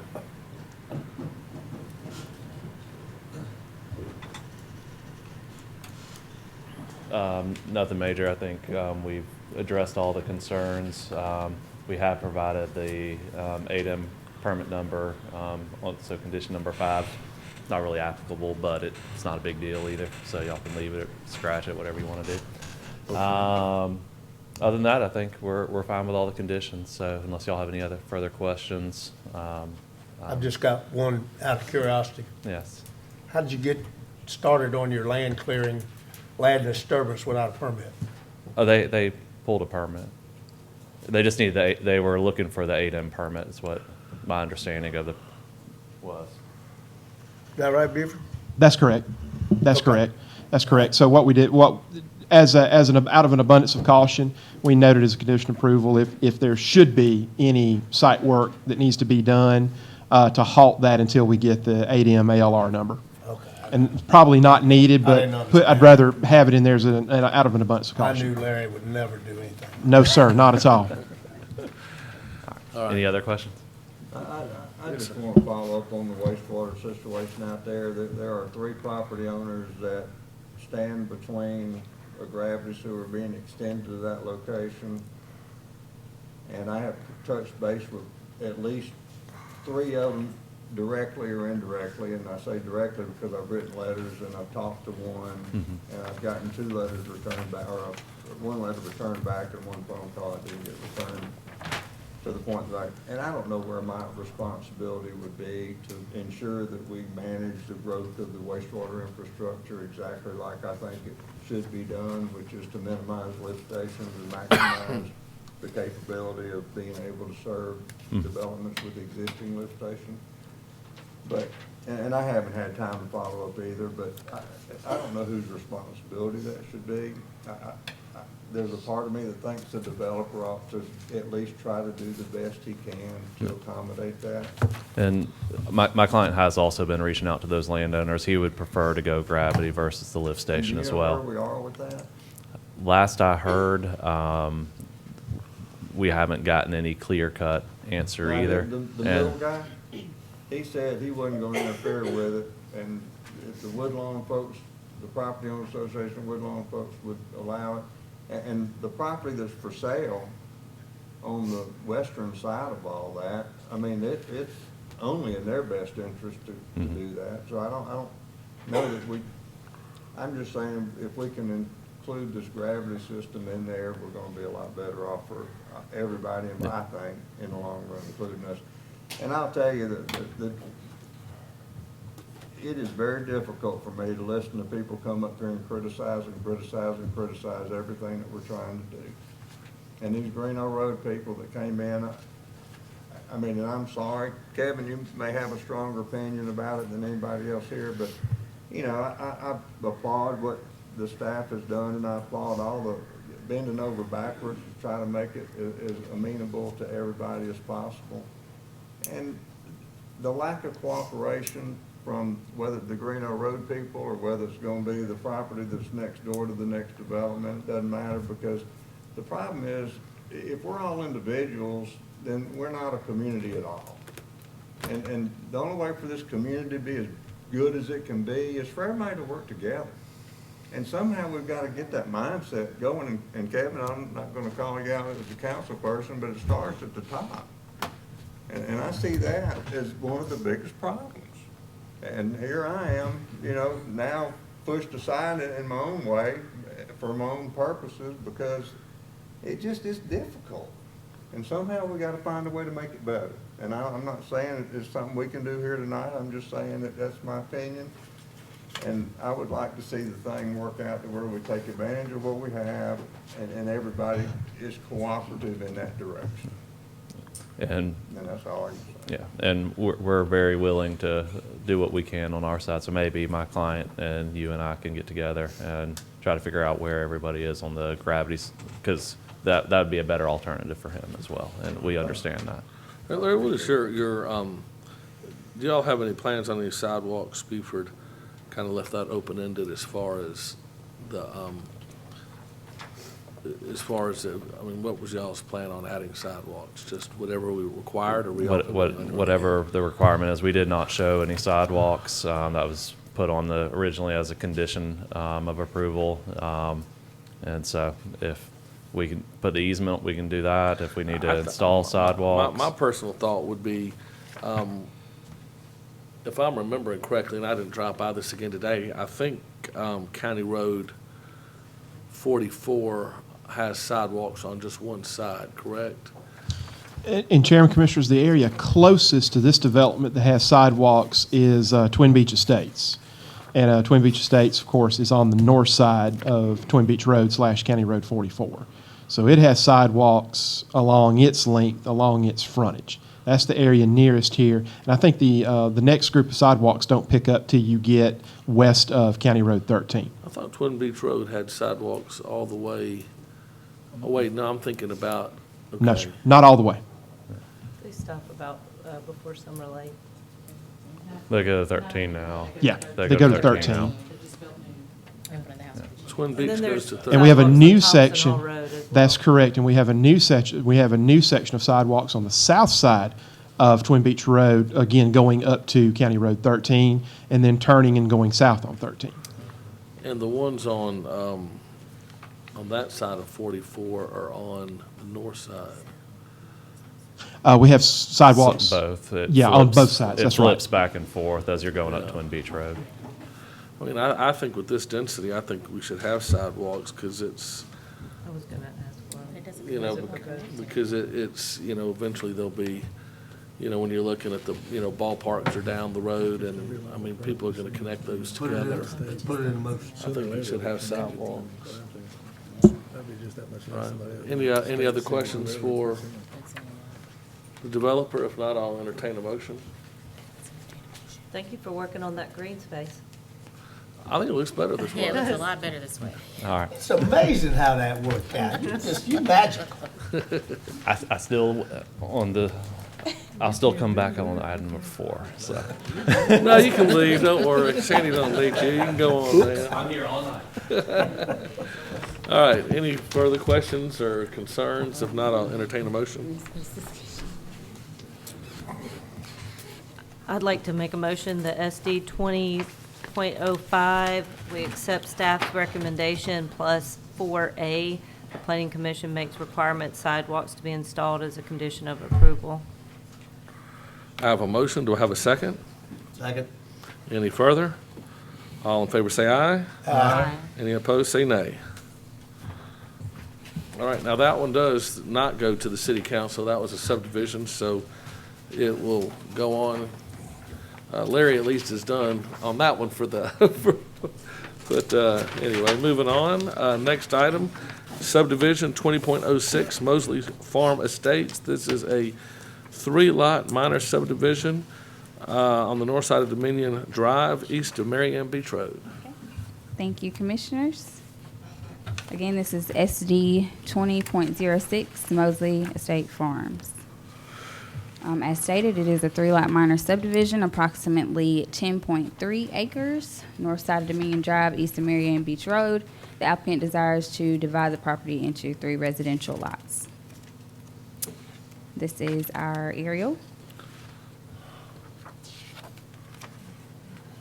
And this is the plan. Okay. The property is located in the extraterritorial jurisdiction, therefore it was still reviewed under the Fairhope subdivision regulations. There is no plan to build any infrastructure, any improvements at this time. Water and gas services are provided by the City of Fairhope, and power is available through Baldwin EMC. The submitted site plan illustrates 3 proposed lots fronting Dominion Drive, and there is a table located on the plan providing the proposed minimum building setbacks. If approved, they should be illustrated on the plan. There was one waiver request, and that was a sidewalk waiver. The applicant did submit a letter stating that there are no sidewalks in the immediate vicinity. And of course, these are our waiver standards, just straightforward. If there is extraordinary hardship, you know, does it meet the requirements? Staff's recommendation is to approve, subject to conditions that the sidewalk waiver is approved, that there is illustration of the minimum front building setbacks on the final plat, that the flow model test that was provided, it should be stamped by a professional engineer, and that fire hydrants should be illustrated on the site plan. And that is all that I have. Okay, any questions for staff at this time, Commissioners? All right, thank you, Samara, appreciate it.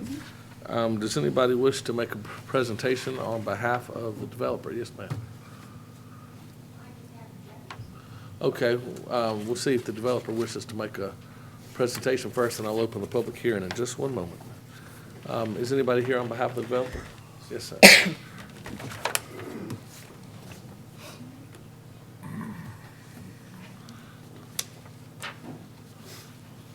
My name's Justin Palmer with the Woodlands Group. Thank you, council and staff, for your time, commission staff, for your time with this item. And as Ms. Samara indicated, is what would have previously been a family division. We actually have an approval from Baldwin County approving such exemption through their regulations. But very basic subdivision with plenty of road frontage, and the intent is for future residential use. Okay. Thank you. I'll go ahead at this time and open the public hearing. Anybody wish to speak to this item?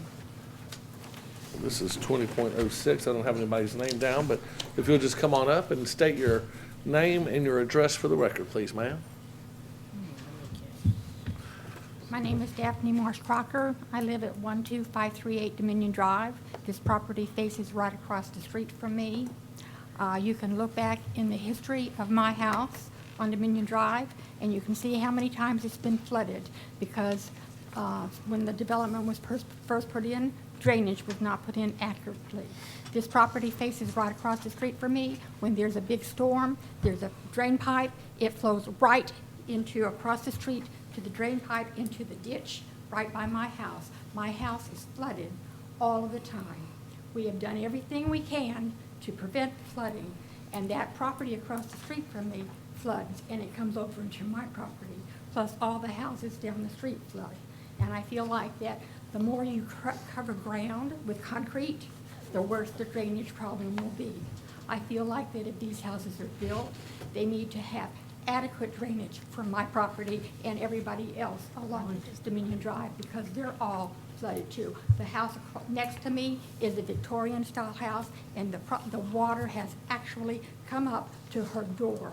That means like 5 or 6 stairs up from ground level. The water is so bad out there. And you can look back in the history of the 20 years that I've been out there, and you can see what I'm saying and how many times I complained to the county commissioner, Mr. Bishop, and Mr. Elliott, that they've come out and they've looked at the flooding situation. We've built up a land area with railroad ties and cemented it in, and they have floated down Marianne Beach Road. It causes a hazard for people driving down there in the rainstorm and afterwards, because somebody has to move the railroad ties or whatever else. It's a hazard. And then they will be building there. They will not be in the Dominion Farms subdivision, so therefore they will be using the facilities, and they won't be paying any homeowner dues, and we will have to be responsible for implementing their lifestyle by using our roads. And who's to say whether these houses are going to be aesthetically fit in to the housing development? I have not been shown any. I've been told they're going to be beautiful, more beautiful, superior to my house. My house is a steel framed home, so I don't know how you can get superior, because it will not, termites won't bother it, and it won't start a fire and won't feed a fire. So those are my objections. I've never seen a plan that says they're going to fit in to the rest of the homes. I've been told. I've also been told that they were going to leave the land pristine, and then all of a sudden they put a garage up, and then they're going to build 2 homes, one home and one tiny retirement home, and now I'm told they're going to build 3 homes. So I feel like that they don't really know what it is they plan to do. one quick thing. We can't ask, can't require people to tell us what their houses are gonna look like. Well, I have been We told. can't be, we're not, planning commissions don't have any jurisdiction over that. So, and in terms of your drainage, you're right. I mean, it's your county commissioners for the most part. You got a new one now, that took Chris Elliott's place. Maybe call him, but I'd be all over. Go talk to Richard Johnson back there. He used to be the county, county engineer. He used to be the county engineer. He'd be one to tell you exactly who to go see. But they're in Silver Hill. And they're also in the building in Robertsdale at the big brick building there on 104. I And have been out there, I've talked to several engineers. I know. Keep talking. I mean, that's all you can do. You can just try. Chris Elliott came out and said, nothing can be done. Mr. Bishop. He's not an engineer. No, well, he brought his county engineer out here, who actually, I know this is like a personal thing, but he was so crude, he actually spit on the ground in front of me. That is not appropriate behavior. Chris Elliott did that? No, his county engineer. Oh. Handle that, Richard. Mr. Chairman, may I interject with your permission? And ma'am, I certainly appreciate your comments and understand this area is also unzoned. So some of the criteria that you talked about are not applicable and cannot be enforced by this planning commission. Yes, but you still heard my voice. We did. My one little voice. Yes, thank you. That is, and that's a great point, Buford, and this is a good time to mention that, because you are in an unzoned area of the county. You know there is district zoning in Baldwin County. It began in 1981. 1981. But there's not been, because of previous county commissioners, there's not been a district zoned in Baldwin County in years now. But if you've got the opportunity to dictate what will happen in your community based on district zoning, the zoning will help you. But right now, with the way it is and it's unzoned, somebody come in there and put a wrecking yard next to you, and there's nothing anybody can say about it. So, juice them up and I'd love to see another district in Baldwin County zone. Montrose was the very first district that was zoned, and I think now, how many are there now? You know? They're actually zoned. I think it's 10 or 12 that are zoned currently. 12 or 14. I think it was in the teens. Yeah, 12 or 14 districts that are zoned, but Barnwell's not one of them. So there's nothing that you guys can recommend about drainage? Not us. Mr. Chairman, and ma'am, forgive me for not knowing because I'm going by memory and we can't really pull this up quickly in this meeting. So if I'm going to assume that this property falls within the permit jurisdiction of the city of Fairhope, meaning that any building permits would be, it does not. Okay. All right. So the point will be the same. In the permit jurisdiction, the building official does have the authority to require drainage improvements and drainage calculations, but that only applies within the permit jurisdiction. So in general, on a minor subdivision, there are no improvements that would require drainage improvements, such is the case with this case. Basically, we look at lot width, lot size, frontage, and recommend approval because it's a very basic criteria. Which In the always planning, makes in the me permit. question why they even come to us. That's Rather correct. than just get staff approved. Right. This is within the extraterritorial jurisdiction, so it comes before this planning commission for consideration. Yes. Thank you, ma'am. Anybody else wish to speak to this item?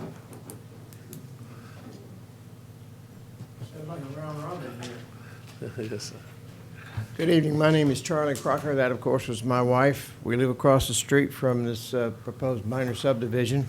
And I had a couple of things in listening to what just transcribed. I guess you can't do anything about it, but I'm very concerned about the noise. And they are not going to be subject to anything as far as the DFPOA, which is the Dominion Farms Property Owners Association. They're going to be able to use our streets and any other facilities we have with no remuneration.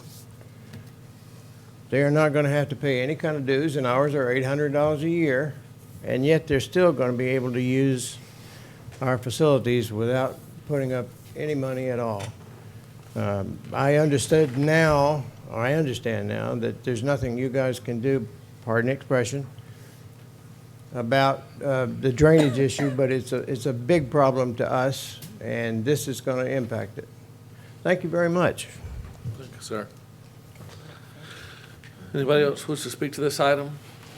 If not, I'll go ahead and close the public hearing at this time and turn the meeting over to the commissioners. Motion, Mr. Chairman. Case SD 20.06 Mosley Estate Farms. Go back to the staff recommendations. Just click that over. Oh, there you go. I recommend approval, subject to staff recommendations, but I'd like to see an easement for sidewalks on both street faces. Okay. I've got a motion to approve, subject to the staff recommendation with the exception of a sidewalk right-of-way listed on both street faces. Do I have a second? An easement. Sidewalk easement. Sidewalk easement on both street faces. Do I have a second? I'll second that. Any further discussion? Staff, I think at all times we should ask for that. I think that should just be any time we give a sidewalk waiver, I think just standard operating procedure should be to put a, go ahead and put that on there. It doesn't cost them anything, and that way, 5 years from now, 30 years from now, when, a couple big subdivisions get out there and you're connecting point A to point B, you don't have to go out there, and I've done it before twice, and it's not fun tracking people down and getting all those easements, and it's a lot of work, so when we get them on the front end, it'd be great. Anyway. We can do that, Chairman. And what we can do is whenever, like you said, whenever we have a request for sidewalk waiver, we'll leave a placeholder for the commission to consider a sidewalk easement. Yeah, that way just, we automatically get the easement. If we give the waiver, we get the easement automatically. Any other further discussion? If not, all in favor say aye. Aye. Any opposed, say nay. Next item on the agenda is subdivision 20.09, two-lot minor subdivision, Highway 181 and 104. It's me again. This is, again, a two-lot minor subdivision, SD 20.09, the request of BYC LLC. And this is a two-lot subdivision of a 56.69 acre property. Here is our subject property near the corner of Highway 104 and 181. And this is our plan.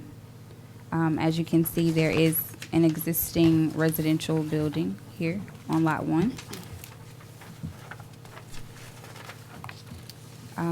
This property is located in Fairhope's extraterritorial jurisdiction, but it was reviewed through Fairhope subdivision regulations. It should be noted that at this time, there is no plan for improvements.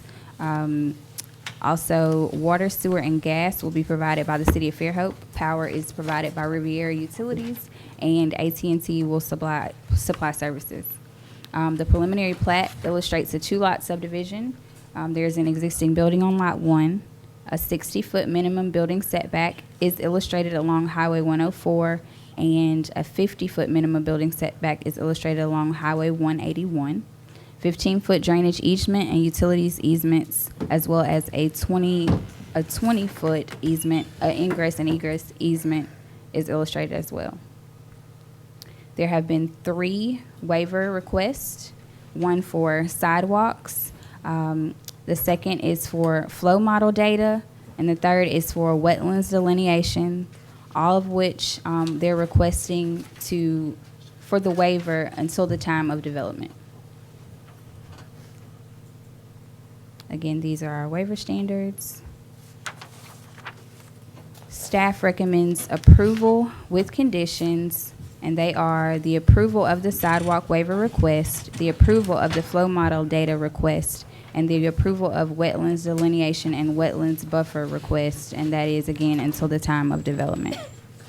And that is all that we have. All right, thank you very much, Mayor. Any questions for staff at this time?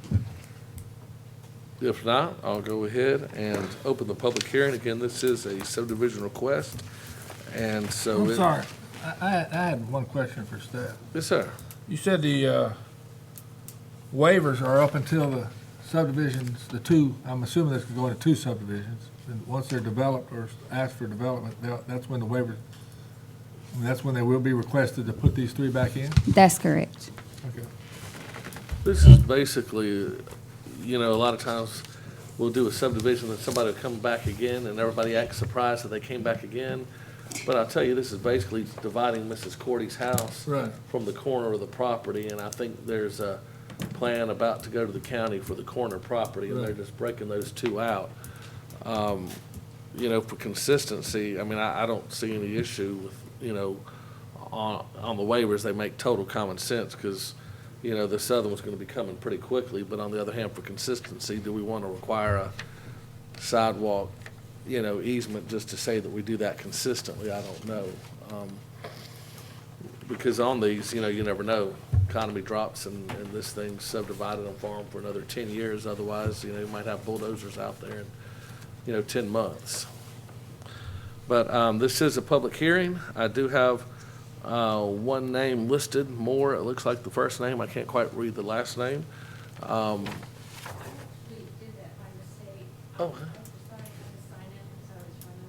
Oh, no problem. If you want to say anything, though, you can. Anyway, would anybody wish to speak to this item at this time? If you'll come up, if you do wish to speak, just come up and state your name and your address if you do. And yes, ma'am. Hey, I'm Beth Asher. I live on an adjacent property in the Waters. 401 Sanctuary Cove. So my initial question was going to be on the waivers, but that was answered in the PowerPoint presentation. Assuming we've all heard the same rumor that a Publix is going in on the corner, at which point, is currently unzoned property, am I correct? That's correct. Okay, at what point will we be notified if it's going to be rezoned as commercial and a Publix could potentially go in on that property? This, I believe, the plan, I mean, who knows, but the plan at this point, they said they're not going to come to the city, they're going to go through the county. And I'll have to look at Art. At this point, we have a minor subdivision. So we don't know. I mean, to answer that question, I don't know when or how. I mean, if they came back to us, it would go through, you know, where we give the 30 days. So Publix hasn't notice already of- purchased the land? We are not aware of that. We do not I would know. assume not, since it hasn't been subdivided. I don't know. And Chairman, Commissioners, and to our audience, if an additional re-subdivision occurs on the property, we'll go through the same process again. Now the property is unzoned, so could the property owner or eventual property owners request annexation into the city? They certainly could. If it was a conditional annexation, it would come through this commission. If it was a direct annexation, it would still go to the city council. In either case of any type of zoning issue, whether it's rezoning or establishing zoning, in general, it comes to this planning commission and then goes to the city council for final consideration. So If they want to be in the city. if they want to be in the city, If they want to go to the county and they want to file for a PUD within the county, there won't be a subdivision for the most part. Okay. Thank you. Thank you. Do you know the owners? Yes. Call them up. Yeah. Yeah, at this point, all we're looking at is what we're looking at, which is just dividing these two, you know, this one parcel into two. And so we just have the requirements for a 2-lot minor subdivision, which, as we just discussed, for out of the city limits is not much to look at. Anybody else wish to speak to this item? If not, I will close the public hearing at this time and turn the meeting over to the commissioners. These are actually waiver requests for just right now, right? Yes. But it doesn't say in our recommendations, which I would love it to be documented, that there was the time frame of completion upon that the waivers would go in effect. I think that that needs to be solidified. Good point. Yes, sir. Since the discussion has indicated that there might not be a re-subdivision needed to facilitate potentially the development here,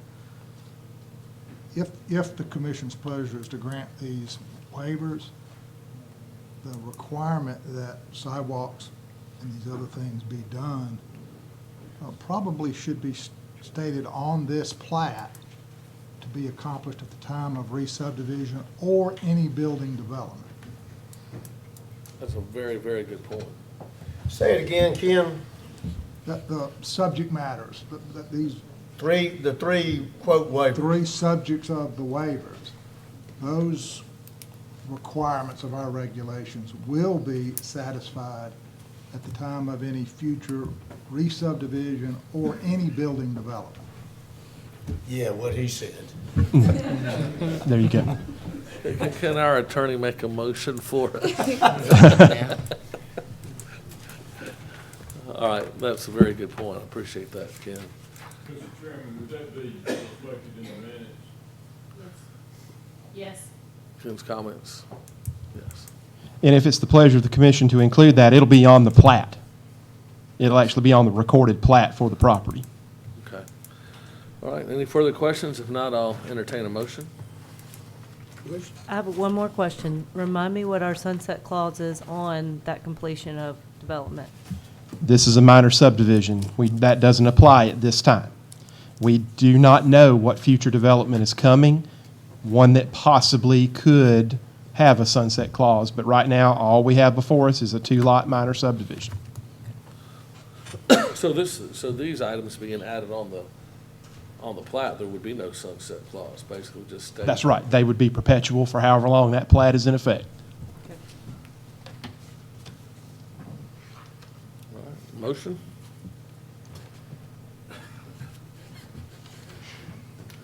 Well, yeah, Richard, you asleep down there today? The chairman asked me not to make any motion. It's not anything controversial, you know how those always go. I feel like I'm being controversial. I see you hide back there in your chair. Mr. Chairman, I will make a motion. I'll make a motion that we approve the minor subdivision subject to staff recommendations and that we do keep the waivers that have been requested to be waived on the plat for any future development. I've got a motion. Do I have a second? Second. All right, Emily, you've got that clear as a bell, I hope. All right, any further discussion? All in favor say aye. Aye. Any opposed? Me. Oh, I'm sorry. Art was the second. Any You didn't opposed say hear nay. me. Holy smokes. I'm out. All right, next item on the agenda, public hearing to consider the request of Joyce Hagel for plat approval of Guthrie Estates, a two-lot minor subdivision, SD 2010. Thank you, Mr. Chairman. Commission members, I'm sorry my voice is going in and out, so I'm going to try to be quick and loud. This is a two-lot minor subdivision approval for case SD 20.10 Guthrie Estates subdivision. Summary of the request. Here we're for a public hearing to consider the request of Joyce Hagel, owner and applicant for a two-lot minor subdivision. The property is located in the northeast corner of the intersection of County Road 13 and County Road 32. The subject property is approximately 32.14 acres, and the applicant desires to divide the property into two residential lots. The proposed Lot 1 is approximately 29.05 acres and has an existing dwelling on the property. The proposed Lot 2 is approximately 3.09 acres, and at this time is vacant. Here we have the subject site. We have a zoning area view to the left and the satellite area view to the right. Here we have the site plan that shows the configuration of the proposed Lot 1 and the proposed Lot 2. The subject property is in Fairhope's ETJ and must follow Fairhope subdivision regulations. As you can see, the plat previously depicted the total lot size, square feet, acres, as well as the minimum building setbacks, sidewalks, drainage, and utility easements.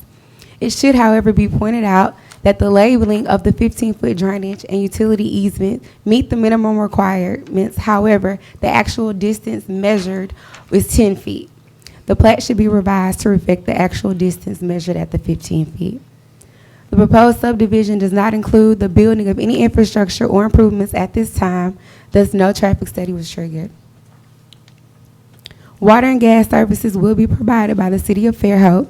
Power is supplied by Baldwin County EMC, and AT&T is the telephone provider. The proposed Lot 1 appears to have wetlands on the rear portion of the site, thus requiring a wetland delineation be conducted by a certified delineator. The applicant is requesting a waiver to be conducted for the wetland delineation study at the time of construction development of the proposed Lot 1. So basically what we were just talking about, they're asking for prolonging the delineation until they actually start construction. Again, the applicant is requesting the waiver. They've stated that the wetland delineations are only good for 5 years, period. After that, they must be reevaluated and improved, and that's why they're requesting the waiver. The applicant has agreed to place and has depicted a note on the plat stating any further development north of her 5-acre lot shall require a wetlands delineation by a certified delineator. Here we have our waiver standards. I'm not going to go over those. You have seen them plenty of times before. The waivers must be granted by the commission based on the conditions listed below, and they meet those conditions. Recommendations: staff recommends approval of case SD 20.10 Guthrie Estates subdivision subject to the following conditions. Condition 1, revision of the plat to reflect the actual distance of the 15 feet where the labeling of the 15-feet utility and drainage easements are located. Again, they're labeled, but the actual distance is 10 feet. And then 2, Planning Commission shall consider the applicant's request for a waiver of Article 6, Section C1B18 of the subdivision regulations. The applicant proposes a note on the plat stating any further development north of the 5-acre lot shall require a wetlands delineation by a certified delineator in lieu of delineating wetlands and indicating them on the plat. So basically that just says that they're asking for it to be prolonged until there's development moving forward. Y'all have any questions? What about sidewalks on this one? Are they requesting a waiver on the sidewalks too? They did not request a waiver on the sidewalks. There's actually a 15-foot drainage sidewalk and utility easement that goes along the property around Baldwin County Highway 13 and 32 as well. It's hard. I made sure I asked them to put that in there. Perfect. You think it's all right for the waiver as far as the wetlands? Well, yes, sir. If they wait until a further time, because like if it expires in 5 years and they're not getting ready to build, then they'll have to do it again. So we want to make sure that we have an accurate determination at that time. Okay. Any further questions for our staff? Sure. Thank you very much, Carl. Thank you. All right. Anybody wish to speak on behalf of the developer? Seth, that you? Yes. We tell everybody to watch their step. It'd be fun to watch Seth fall there. I try not to laugh though. Thank you. My name is Seth Moore. I'm speaking for Ms. Guthrie and her granddaughter, who's going to be getting the 3-acre lot. And yes, we asked for a waiver of the delineation because they have zero plans of doing anything other than farming, which they're doing right now on the property. The only reason why they're coming to this is because she wants to give her daughter a lot so that they can build a house. Other than that, we did add the 15-foot wording of the sidewalk easement as well as drainage and utilities so that along all the way around on 13 and 32. Perfect. Any questions for Seth? All right, thank you, sir. I'll go ahead. This is a public hearing, so I'll open the public hearing at this time. Anybody have any questions or concerns or comments about this item right there at 32 and 13? If not, I'll close the public hearing at this time. Commissioners? Mr. Chairman, case SD 20.10 Guthrie Estates subdivision, I move that we approve subject to staff recommendation. I've got a proposal, a recommendation to approve subject to staff recommendation. Do I have a second? Second. Any further discussion? All in favor say aye. Aye. Aye. Any opposed say nay. All right, motion passes unanimously. Next item on the agenda, subdivision 20.11, public hearing to consider the request of Two Hands Design and Development for a preliminary approval of Hilltop subdivision, a 8-lot subdivision. I was hoping you could earn your money, Mike. You've been sitting over there. I've been taking notes, so hopefully I can live up to everybody that's gone before me tonight. I thought you had gone out for hamburgers or something. Well, I figured you were checking Auburn football or something. I was going to ask you about recruiting after the meeting.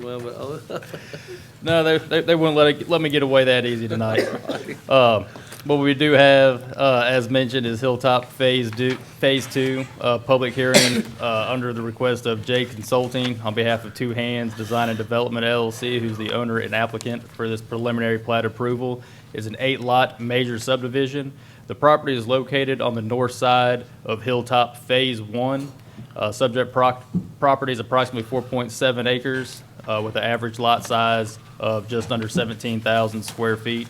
The subdivision will be accessed from Petiole Drive, which is located on the first phase of Hilltop, which is currently under construction, as one of the conditions of approval will reflect that towards the end. Up on the screen, the left side is our zoning aerial. Predominant zoning around that area is unzoned. It does abut the TR district on the west side of the property.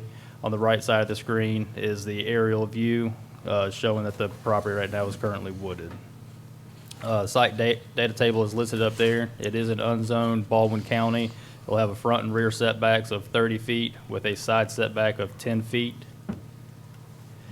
Trip generation was not triggered, did not trigger a trip study. This includes the lots from Phase 1, the 29 lots there, for a total of 37 lots, and that, as it was described earlier, did not trigger that count that we have that is in our subdivision regulations. The green space for this phase of the development accounts for 16.7%. The required was 15%. The green space net density was 2.6 units per acre, which triggered that 15% requirement. There is partial green space that has some stormwater infrastructure that meets the 3-to-1 side slopes to be counted, and another over ½ acre of green space that was able to count completely. You'll see Common Area 9 and Common Area 10. Those are enhanced landscaped areas where the right-of-way connects to that property to the north.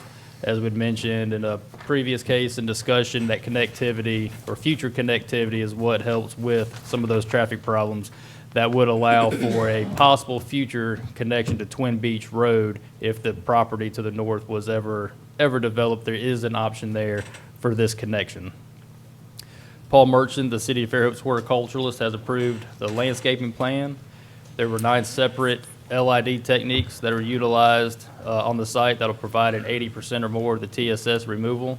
As I mentioned, the future right-of-way to the adjacent property to the north, and that will remain grassed. It will have the future right-of-way sign as required by the subdivision regulations. There was a sidewalk waiver, not to remove the sidewalks or not to have them, but to locate the sidewalk in a pedestrian easement instead of the right-of-way, identical to what was done in Phase 1 of this development. Staff's recommendation is approval of SD 20.11 Hilltop Subdivision Phase 2 with the following conditions. 1, for the approval of the sidewalk waiver to build the sidewalks in an easement in lieu of the right-of-way. And 2, that Hilltop Subdivision Phase 1 receives final plat approval, thus allowing this development to connect to an actual paved, publicly maintained road.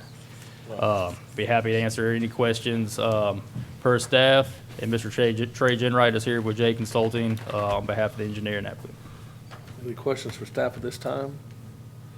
I think. Oh, yes, I'm sorry. You said it would come out, like, if they needed extra exits or something, it would come out on Twin Beach. How? That it connects to the property to the north that Okay. touches Twin Beach. You can see on the map. Okay, this one right here. Okay. Okay, all right.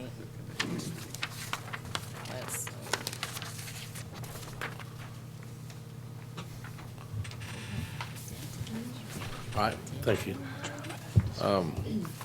Anything, do you have anything to add? If not, I'll open the public hearing at this time. Okay, I'll go ahead and open the public hearing. This is for subdivision 20.11. Anybody have any questions or concerns about this item? If not, I'll close the public hearing at this time. Commissioners?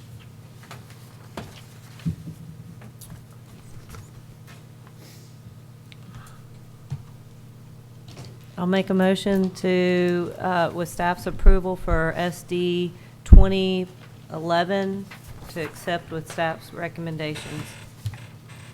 I have a motion. Do I have a second? Second. Any further discussion? All in favor say aye. Aye. Any opposed say nay. Thank you very much. All right, next item on the agenda, subdivision 20.12. This is a final plat approval, so the original plat has been done, the construction is just about done, so now is the time the staff goes out and looks and sees if everything was done according to the plan. So, what's the findings? Everything is good. I'm saying. Final plat request, Battles Trace Phase 6, case SD 20.12. Summary of request. Here again, public hearing to consider the request of GMC on behalf of the Teacher Retirement Systems of Alabama for a request for approval of the final plat of Battles Trace Phase 6 of 45 lot major subdivision.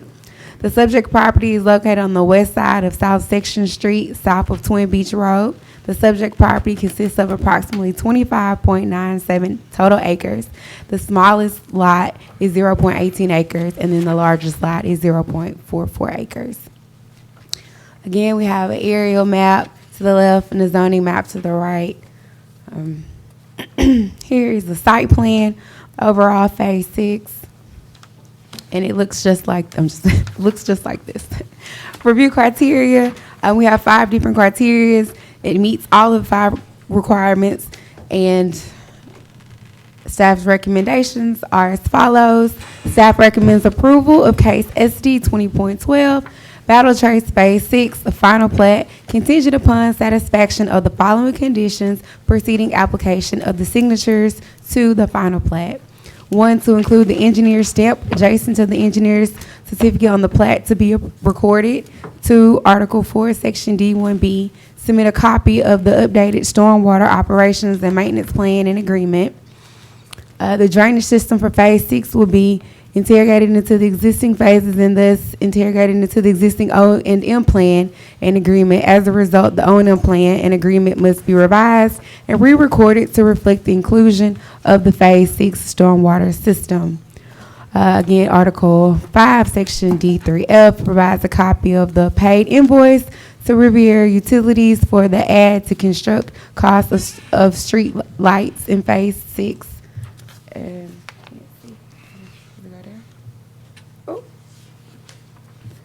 And I can't read all. Yeah, it's up on the large screen. Okay, and then Article 6, Section G and H, completion of any and all punch list items identified by the staff prior to the application of final plat signatures. That's basically a catch-all for anything that staff comes back and sees that needs to be added that isn't identified at this time. Staff does Commission have any questions? I got a question. Okay.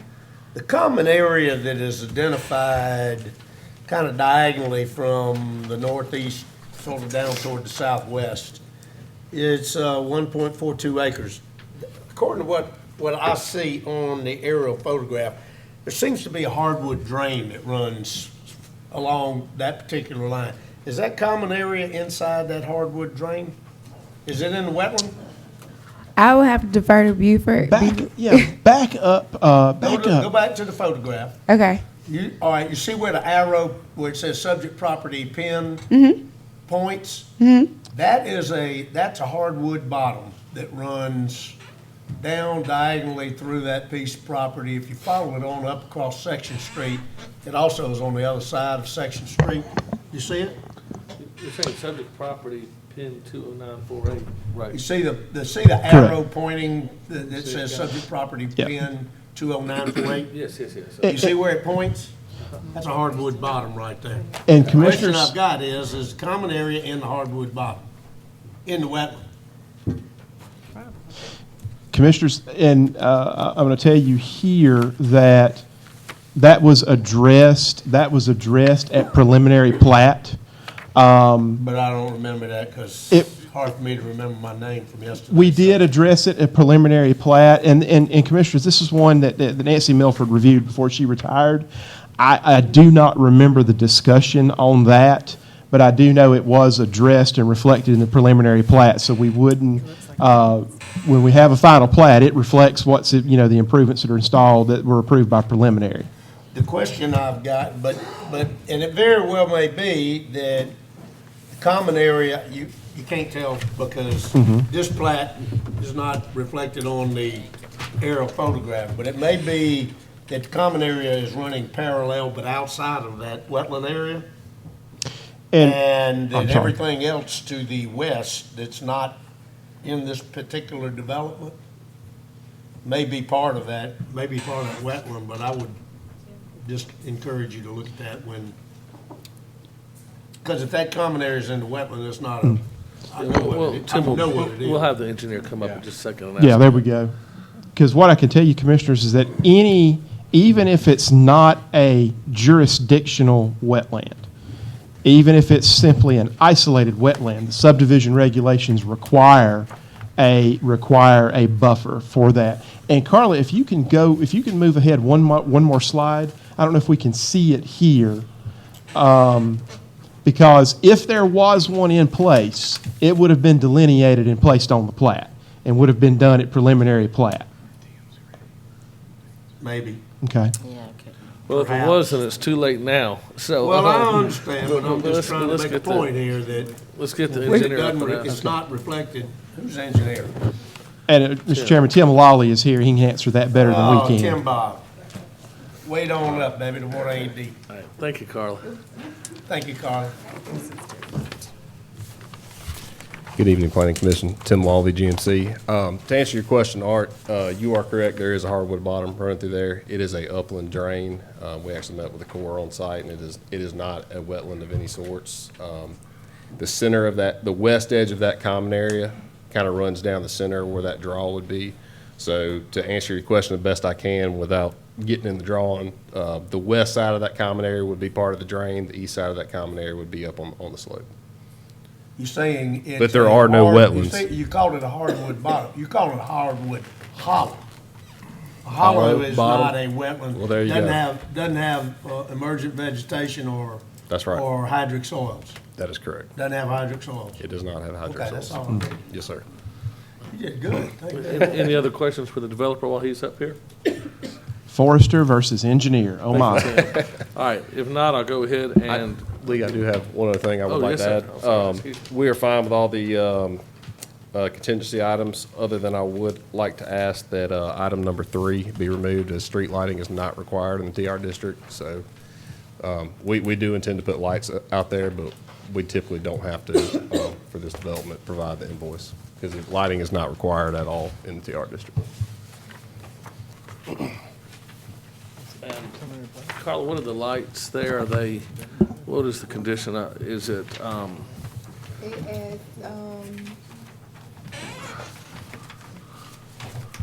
Tim, were those shown on the preliminary plat?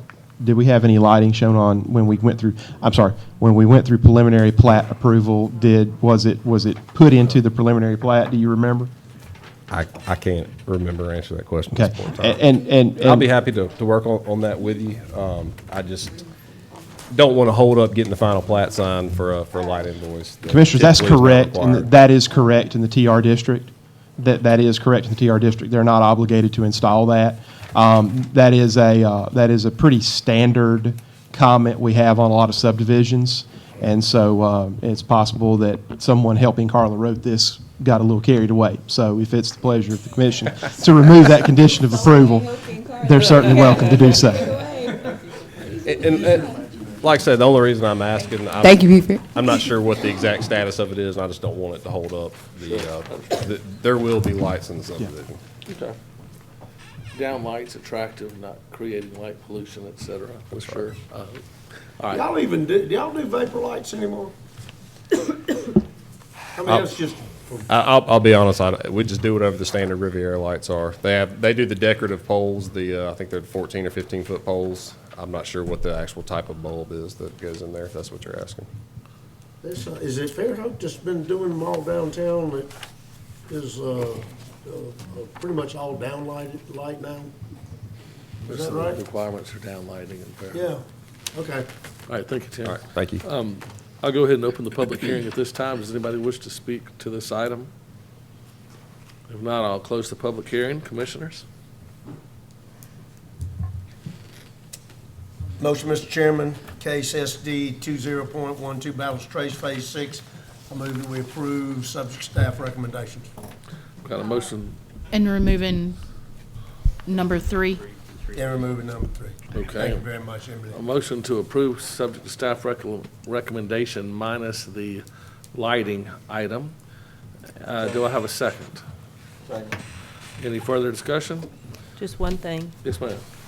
If there's ever a chance that we need a traffic study, Battles Road might be something that we might need to look into, as it being the #1 impacted road in Fairhope in the past 5 years, especially with the intersection of Section Street and Old Battles Road. Well, just wanna they make just it- put their four-way stop up there not There's a four-way stop there now. too long ago. Saw somebody blow through it at 55 I miles know, an they hour don't, yeah, 3 days ago. maybe a light might help, but. There's only a wreck every third hour. I just want to put it on the record that I've said that. Yeah, I agree.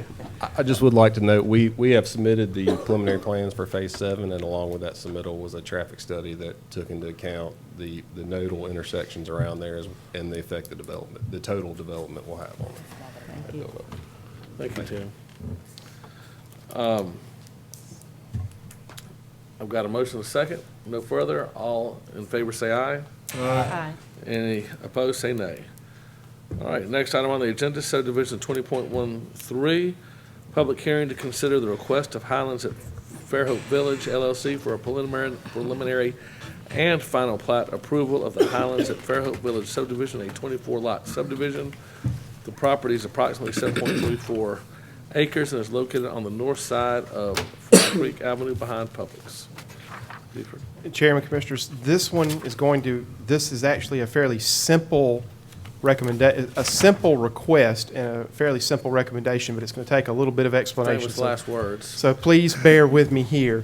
First of all, let's go to our zoning map. Let's go to our aerial map. We'll refer to this a couple times. And I'll just go into this on the project history. We can refer back to this if we need to, but because what I've done here is just giving you a timeline on the Fly Creek PUD. We'll use that if we need to answer any questions.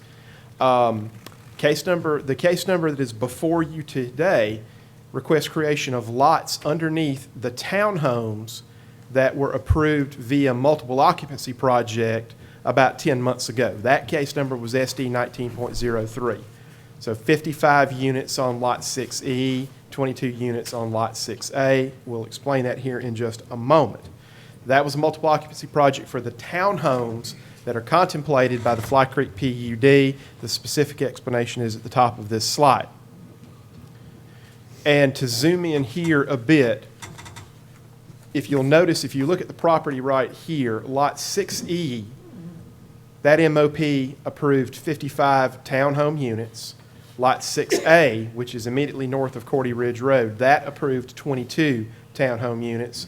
Lot 6B, and each of these lot numbers are within the Fly Creek PUD, is where the 240-unit apartment complex is under construction right now. So the typical unit is 0.029 acres plus or minus. The total site under consideration in this recommendation, 7.34 acres. You'll see the information in the site data table on your right, pretty typical. This is the actual plat for approval today. And you'll notice how they're requesting to take Lot 6E and break it down. Here's an enlargement, and what this does is, out of the 77 units approved total, out of the 55 units previously approved for Lot 6E, this is requesting to create an actual lot of record underneath those townhome units. And that's following the zoning ordinance definition of a townhome as having a lot of record underneath it. Just a quick refresher here so you can see Lot 6E, Lot 6A, Lot 6B, where the apartment complex is under construction right now, and the statistics that we just talked about. Now, I want to point something out here. This is helpful to staff. We requested various utility easements during the approval of the MOP on Lot 6E and Lot 6A. This plat will actually reflect those needed utility easements. So that's satisfying a condition of approval from a previous case. Here, an aerial photographs so that it's overlaid the townhome units you see on Lot 6A, Lot 6E, and Lot 6B with the apartment complex under construction. So therefore, the staff recommendation is approval of this case number. So this would be the Highlands at Fairhope Village, townhome lots of record. We have two minor conditions of approval to clean up the plat. You notice mentioned requirement of the finished floor elevations, which is a requirement of the subdivision regulations, and the common area and the site density on the plat. So that corrects a couple of typos in the plat before it's recorded. Commissioner's happy to answer questions. Again, we're taking an MOP that was approved several months ago, and a portion of that MOP creating the lots of record underneath the townhomes. All right, any questions for staff at this time? All right, thank you very much. Thank you. If not, I'll go ahead and open the public hearing at this time. I don't have anybody's name listed, but Paul Ripp has a handout that he gave everybody discussing concerns a lot with Parker Road issues. Paul? Yes, and this is in reference to it, not directly, and I've talked with planning about this. That last slide that you showed where you had all of the townhomes in there, and you had the dotted line, the next one, the next one again. All right. You see the dotted lines there going all the way around to space lines? 350 units are going to be on Parker Road. That's less than a 500-foot road. That's a county road which is being impacted 100%, about 90%, I guess, by the city, by this project. And there's no other way to get out of there but either you go in off 98 and you come back out on Parker. But the problem is 98's a right in, right out. So anybody that wants to go left or go back to Fairhope, they got to go to the light. Okay, the driveway was moved during the time. This is one of the things that aggravates me is that I hear people say, well, they complied with the PUD. And tonight I heard you talk about traffic studies, green screens, tree ordinances, and a strip center. This all qualifies. 100%. That's what you got up there is a strip center. There's still about 9 units that are not rented from the original thing. This started in '06 and was recommended, at the time that it started, our environmental committee, Fairhope, and some county engineers recommended not building in that watershed. But they went ahead and did it anyway. The tree committee, which you talked again about tonight, and the green screen on Park Road, the right-of-way was all graded away. Completely graded away. It's not there now and it's not in use. The trees were valued by the tree committee at a loss of over $900,000. The tree survey that was supposed to be presented for a long time was denied even being done. And then inadvertently was given to me on a FOIA request and became part of a lawsuit. That $900,000 for the developer never paid a dime. Now the thing that I wonder is you're impacting this street over and over again. Where's a current traffic study? Because now without one unit, without a single unit of the 300, there's 15 houses that are up there in that neighborhood. You're going to add 355. There's not been a traffic study that I know of. Now, AlDOT, of course, has the intersection.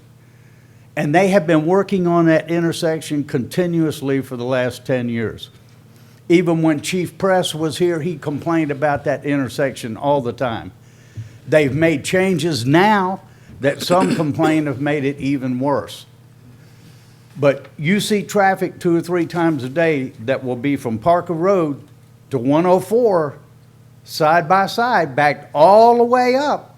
Now, you know, in front of us, we have the chiropractor that just opened.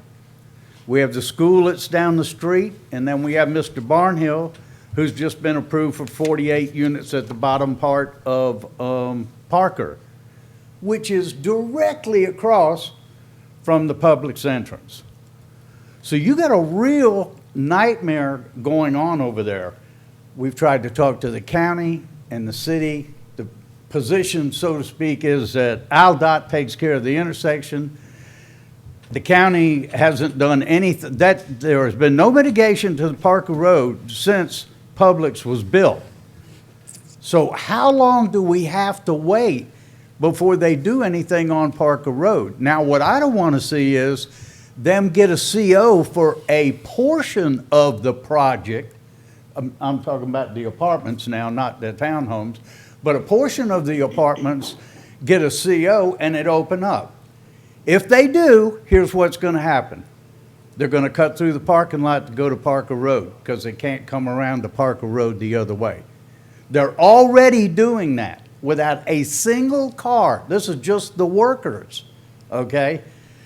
So I don't know what the answer is at this time. 3 or 4 years ago, I would have thought that it would be an entrance to or an exit, another one out to 13 or sideways out to 104. But what's going to happen now is you're going to have, because of the way that the traffic system is now, what's going to happen is you'd have more people using that coming to Parker Road than leaving Parker Road. So, you know, you keep impacting that area up there and no one is looking at any current traffic study. And I think a current traffic study should be done, and I also think that they should have to mitigate Parker Road. You got a fire station up there now that it takes 7 cars from the intersection of Parker Road back to the Publix entrance to block Publix. That's all it takes is 7 or 8 cars. And then you can't move. If somebody's trying to go into the gas station at the same time, they got that lane blocked. So you got 8 cars that block the intersection. If the fire truck has to come out, he's not coming out. They can't be forced into the intersection. They can't move. Another thing is that we encourage pedestrian traffic, which I think is good, but you're taking your life in your own hands if you cross 98 there. Because you get halfway out in the medium, the light changes on you, and now you're standing there within 2 feet of traffic in front of you at 60 miles an hour. So I know this might limit what this planning board can do, but somebody's going to have to do something, and it's going to become more and more apparent this year. This year is going to be the year that you're going to see it. Now, when all of them are done, I have no idea what you're going to do up there. I don't see how in the world anybody will get out of there. And Mr. Barnwell, with his property, he's going to find out real quick. He was smart. He bought the rear entrance, which is lower than the gas station, so he can come out that way. But he's going to find that 80–90% of his traffic's going to have to come out of there because he can't get out of Parker. Now, if they come out of that unit, for them to go to Fairhope, they have to go down by the school, make a U-turn, and come back up. And people going the other way that want to come back, make a U-turn in front of the pines of the Woodlands and come back up. So you've got traffic there turning in a circle, and you got 355 more units going into a neighborhood that had 15. I don't know what the answer is, kind of like the frog in the pot when it's boiling. What does anybody do, you know? But at one time, and what exacerbates the problem on Parker Road now is that you had the land. If you, just like you were talking about with your earlier projects with the right-of-way and the green screen and all that, you had the land there to expand the road. But it's not there now. Now, what was agreed to back then, which is not in writing, okay, but it was agreed to in public by the developer, was that they were going to put in a boulevard there on Parker Road to handle the traffic going both ways. And they could have done that easily prior to that land being graded away like that. Now, and at that time, the county commissioner, David Ed Bishop, was the one that tried to mediate it. He said, well, okay, in the future then, if we have to expand Parker Road, we're going to do it on the public side, and the developer will have to redo that property that is taken up to redo the road. Now they're kind of balking at it. Nobody knows what they really want to do between the county and the city. Personally, if I was the county, I'd give it to the city and put the burden on the city because you're the ones impacting the road. But this is going to be a real booger bear of a problem here in about 6 or 8 months. So I'd appreciate it if you look at it. This has been going on forever, and I don't see a solution. All I see is it getting more and more worse than it was. But a traffic study, a current traffic study, I think would help tremendously. I don't know if that's required or if you could require it, but that would be my suggestion. Right. Thank you. Thank you, Paul. Now, one comment. Yes, sir. He is exactly right. Yeah. I'm not arguing. He is, I was there, and I remember. It's a mess. It was discussed way back when, before they ever graded that topographic nightmare of a site down. And it was supposed to be fixed, and it didn't. And Paul's right. It goes right back to what we were talking about earlier, but even on a more serious note now. Because the number of units in there, I really don't know. I mean, you're talking about life or death type of situation. Well, and people Especially balk. if you got to get emergency vehicles in there when that intersection is clogged up. You know, get them in there. Well, people balked on connectivity as well. Yes, sir. Observing you guys tonight, you wouldn't have passed this back then if this was the same people. I didn't. I never did. I know you did. I never did. I know you did. You're the only one that didn't, I'm sure. Well, it was also, that was one of the times we backed off of connectivity as well. That we shouldn't have, where we would have had another exit out of there, which we don't. Anyway, anybody else wish to speak to this item? If not, I'll close the public hearing at this time. Commissioners?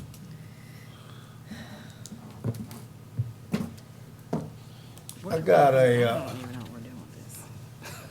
I know he's not asleep back there, Richard. Do you have any comments on where we are, or what we might be able to do? Well, in my professional engineering opinion, it's a damnable mess. And unfortunately, I think every person sitting at these tables here were not here when some of the lack of or confusion in planning that got us to this point. I do want to do update that in 2016, as part of getting to this point, just so you know, there was a traffic impact study done in 2006, and there was one done in 2016. And it did have recommendations, and it mostly dealt with nodes, which was what is at Parker Road and US 98, and it dealt with what's called Flying Creek Drive. Is that what it's called? Fly Creek Drive. Fly Creek Drive, which was to limit that, and those items have been done, as Mr. Ripp pointed out, that Parker Road was under construction for the last 2 years. And the ITS signal upgrading has occurred, which from a mainline standpoint has addressed that. But, and I do recall that I've I've lived with this project the whole life as a public engineer, because I started with the county in 2006, and it's one of the first things that landed on my desk as far as Parker Road goes. I will tell you, the county has put the full court press on me to try to get it before the council to accept Parker Road, and I'm hesitant without negotiating at least some plan of action to address the issue. The real issue is not a capacity of the two-lane road. The two-lane road can have a lot of capacity. The issue is that it's a very short road, which was pointed out, that has a lot of intersecting points, whether it be a fire station, whether it be the 15-lot neighborhood that goes to the north, the new PUD that's an old PUD, because the development that is proposed that was referenced on the north side, I think that PUD was approved 12, 13, 14 years ago. So That's right. So you know, these are all inherited items that we're trying to kind of put the toothpaste back into the tube. I think the only route that we need to make sure that we kind of make a personal commitment is that we know that there's future development as part of this PUD in the future, and at that time we got to really have some soul searching about that. Hey, there's got to be some mitigation. Does that look like a roundabout that's incorporated at the Publix and the PUD entrance that's to the north, so that you have traffic management there, boulevarding all the way back to the east, so that you're dividing traffic and giving some protections and things of that nature? I think we've got to have a real discussion at that time, and for anything to go further, these deficiencies have to be addressed, and there's going to be expense. And there's going to be a lot of gnashing of teeth, but I think that we as a staff and our planning commission, we got to have resolve to say, to move forward, to expand further, to add more, you've got to address this, and it's got to be something that truly addresses it. It can't be empty promises. It can't be, yeah, I'll do that in the future, or sure, you know, but I'm not going to, you know, it's got to hold up development to make sure we resolve that. But here's the situation, the reality that we're in right now. Is these homes that are requesting to have a lot associated with them are under construction right now. I mean, the only thing that we don't really have much bargaining power in this case, because all we're doing is taking a home that's being built right now and assigning it a footprint that has a legal description. Yeah, I think we as a staff have got to be very proactive in looking ahead in the future and setting the tone and setting the requirement of how are you going to mitigate and make this a functional, safe roadway system that serves this development as it goes forward. And that's kind of my 2 cents. And you know, if the developer give me $5 million, I'll solve the problem starting tomorrow. But okay, but this is phase 1 of lot 6E, right? Yes. That's correct. That's correct. I've got it on screen. Is this the only one out of this phase, out of this lot? Is this the only phase whereby we're citing or going to be citing a lot underneath an existing building? This is the current request, Commissioners, and so I think it's very likely we will see this same request again, because as you'll see, they've taken lot 6E and establishing phase 1, 2, 3. Right. And so phase 1, they're requesting the lots you see there right now, and we will eventually get phase 2 and 3. Are they under construction? Phase 1 is under construction right now. Is phase 2 or 3 under construction? No, sir, not at this time. Do they have the right to put them under construction now? They have an approved MOP. Yes, sir. I don't know how much we know about that. Right. Basically, it's to have a lot of record for conveyance purposes because they are townhomes. Right. So the development activity has already been approved by this commission for the townhomes. So When was that approved?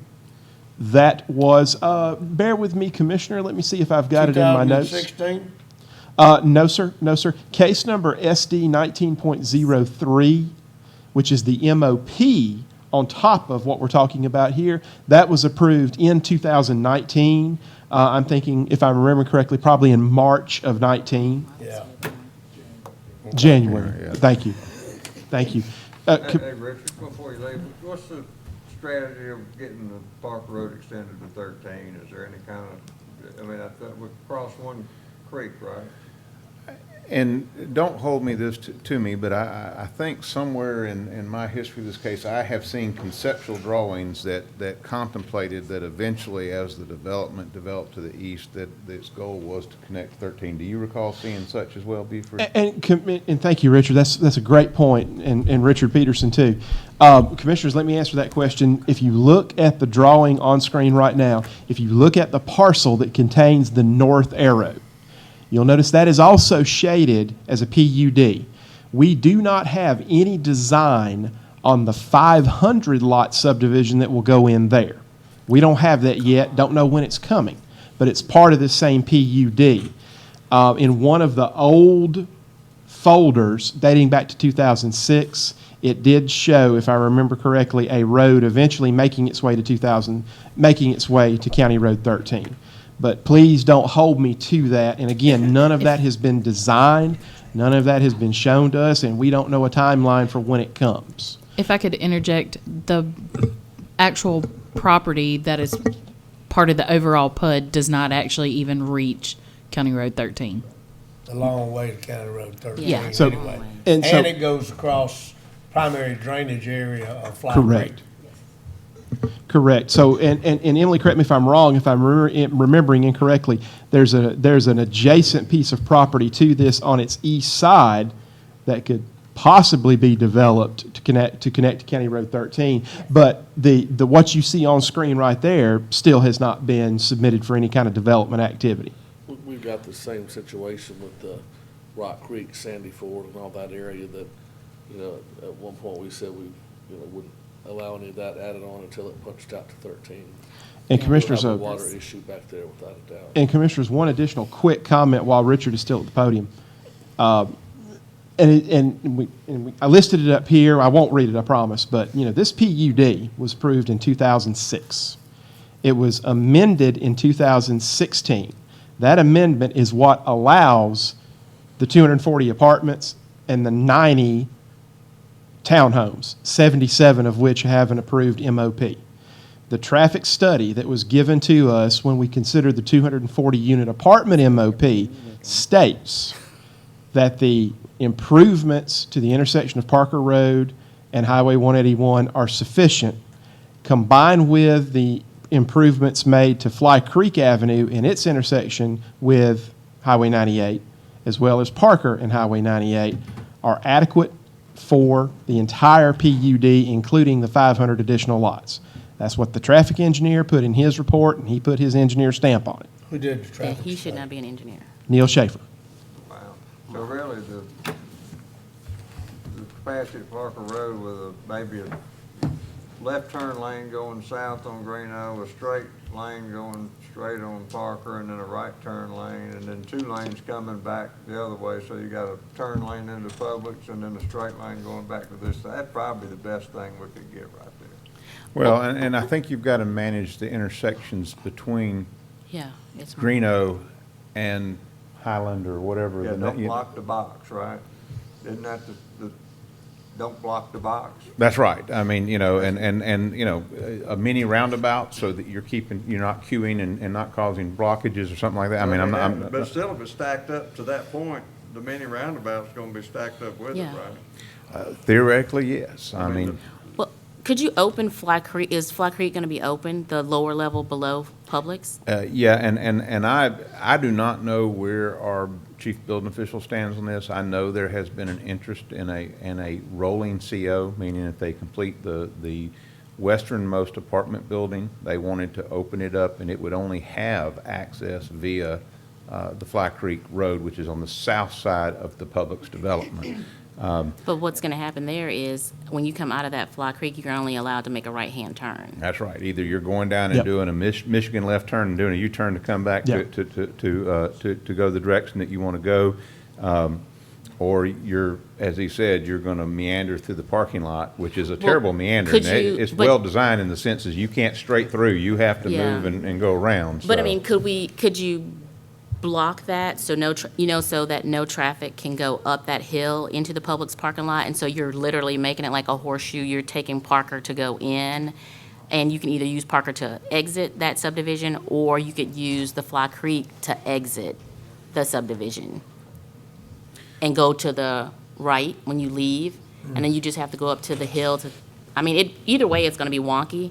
So, but to make it so that people aren't just jetting through the parking lot trying to get up to Parker, Right, and that's difficulty, just so you know, that there's only the two public roads are Parker and Fly Creek. Yeah. Everything that's the parking lot and all the access, that's part of the private development. So we Yeah, okay. we wouldn't have jurisdiction to say, no, you can't turn in from this road. That would have to be whoever the property manager is or whoever Yeah. makes that decision. We probably need to get on with Yes. this meeting. Yeah. We've talked about this for a long time, and I don't Thank think we you. got any solutions this second, but they are definitely an issue that needs to be looked at. Can we add a staff recommendation of a traffic study? to it? Is it gonna matter? Commissioners, you have an approved traffic study on the development might need development another we're one. talking about now. We've We got might a need traffic another. study. Now, From 2016? Yeah. from 2016, that identified both the 240 apartments and the 90 townhome units. And we have an approved MOP in place right now. And those units in Phase 1 are under construction right now.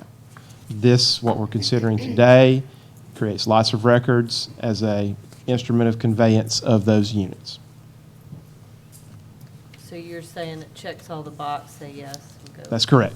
That's correct. The next development within the Fly Creek PUD, our presumption would be in the property you see there to the east of the area surrounded by the dashed lines.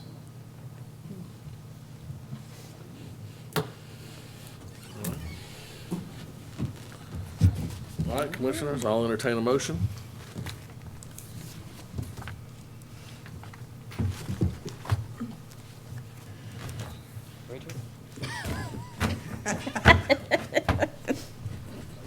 Somebody gotta have some guts. Motion to approve, motion to deny, one way or the other. I'd like to get Well, there I'll at some point. just, and I'll just say that, I don't think you should.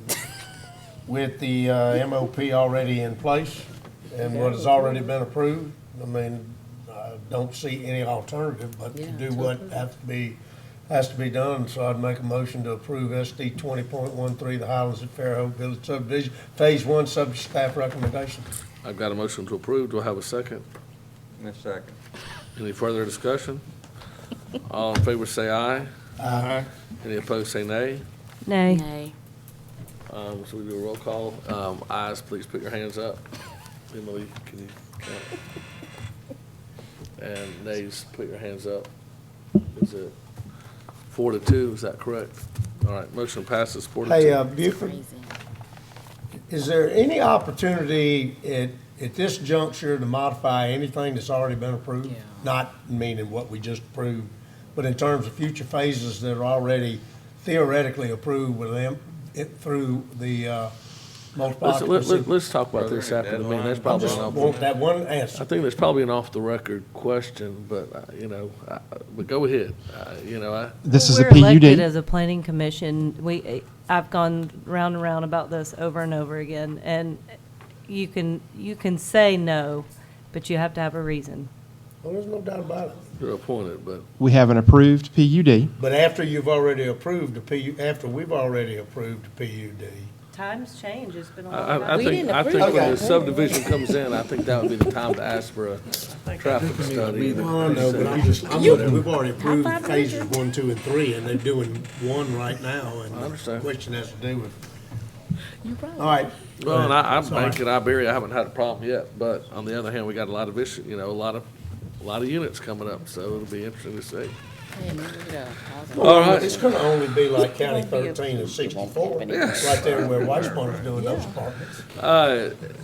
SR subdivision, SR 20.01, request of Wise Properties LLC for a site plan review of Pierce Street Marketplace, a 4-unit project. Come on, Brittany, you can. Sorry. Wake up, Hunter, you're on. All right, Larry, thank you for doing a lot of work on this and getting it right, so I don't have to talk a long time. SR 20.01 Pier Street Marketplace. This is a site plan review located on South Mobile Street and Pier Avenue, so I don't know if the name needs to change now since it's Pier Avenue instead of Pier Street. The aerial, as you can see, this has I'm moving fast. Did you catch it? Okay. Let me know. I'll back up. Okay, thank you, Hunter. Yes, you're ready to vote. Well, we've seen it as a mop. So You've seen this as a mop, SD 19.09. all over again. During that case, there was a few conditions that Planning Commission had, and one of those was to reduce the height. It was listed as 45 feet, and the zoning district allowed 30 feet, and they have the option to go mixed use if at 35 feet. That was unknown at the time, so when go to 35 feet, that triggers site plan review. That's how we're getting here. There were 5 other conditions, and they've done a great job meeting everything. We've got a couple of conditions, so I'm going to move through this, and if y'all have any questions, I got a big blue folder. I can talk all night. That's First condition was adding a sidewalk along Pier Street connecting to Mobile. As you can see, that has been accomplished, and even one step further with our conversations, they have a crosswalk and the adjacent, or the sidewalk slope to meet ADA requirements on the other side of the street. Second condition of approval was revised landscape plan. They have accomplished those, and we'll get to this in a second, but one of the trade-offs here was to remove one of the parallel spots, put an island in, and replace that with 5 bike parking spaces. So all of those have been accomplished. Paul Merchant, our horticulturalist, has reviewed this plan, and it is in approval. Here was where the 3 parallel spots on South Mobile Street are, now 2. This parking stayed the same, and the bike parking is in this area, which, as you know, 5 bicycle spaces in lieu of 1 parking space. There is, under site plan review, there's some other things that we review, and one of those is signage. This is, usually we just get the standard, we'll meet the sign code, but there is a kind of a unique sign here that has been unused for some time. So really the way we're trying to wrap this up is a permission within the site plan approval, since it's something the Planning Commission can review, to leave the pole sign there, and whatever we're looking at dimensions, height, what that is. I do have kind of one question. And y'all answer this when I get through. Is that internally illuminated? Does it have electricity running? They sold me a sign permit. I did it a week ago. Okay. They just said I could keep it if I just do nothing but change the copy. Okay. I think it may be, but. Okay. They said if it's a copy change, I'm gonna put the same business right back in the bottom of what I'm building, and I can keep the sign. Okay. Who gave you a permit? That's, City of Fairhope. Oh, well, I know. Who in the city of Fairhope? Building department, okay. their department. Not our department. That's another Well, department. somebody down there. Yeah. We'll, But it started coming up that that I had to talk about it, and argue about it. I just said, well, let's go buy the permit. I'm still in business. I'm just going to get the permit. I just didn't want to take the sign down. okay. You know it's ugly, right? It's been there for But that's all personal 40 or opinion. 50 years of ugly, that. Well, and once it sits for a while, it's kind of like non-conforming uses in buildings. Once it sits for a while, that doesn't, in our sign ordinance is written in a way that if that sits, it doesn't get, you don't inherit that. I think this commission can approve Is that. it gonna light up? That's what, if you'll, I'm gonna show you the buildings. I'll kind of have a approval, one condition of approval. So the elevations, Well, definitely one, revise the plat that illustrates a sidewalk easement for the sidewalk that's extending on private property. That's pretty standard. And if you want to allow, just make it a condition where it can't be internally illuminated, so that there is no glow, in that area. That's the thought there. But everything else for site plan review has been met. I'll answer any questions. Any questions for staff at this time? All right, in that case, I'll go ahead and open the public hearing. This is not a public hearing.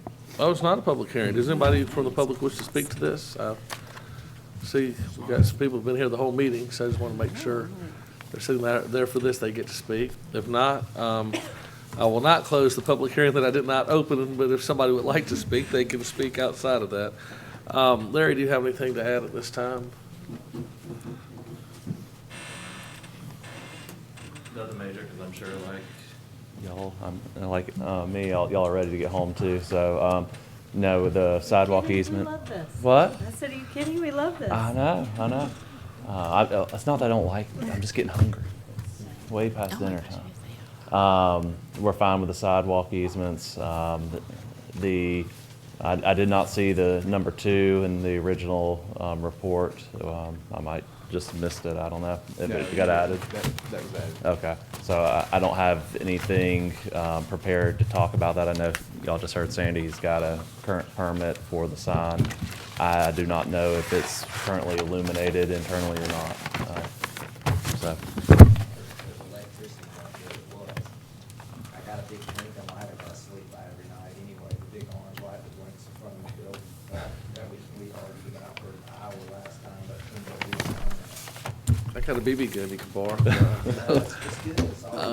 Is the light in our purview? I mean, is that sign in our purview? It's under the site plan review. Signage is, in general, reviewing signage. Any questions for Larry?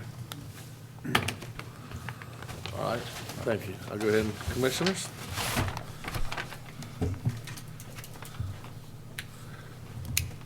Any questions, concerns?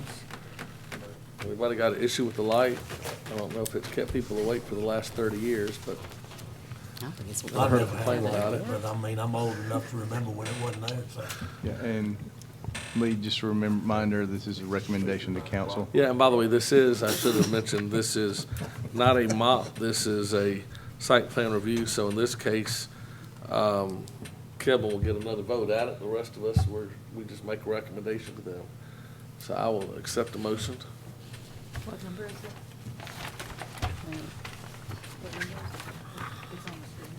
20.01. Oh. I make a motion for case number SR 20-01 with staff's approval of 1 and 2.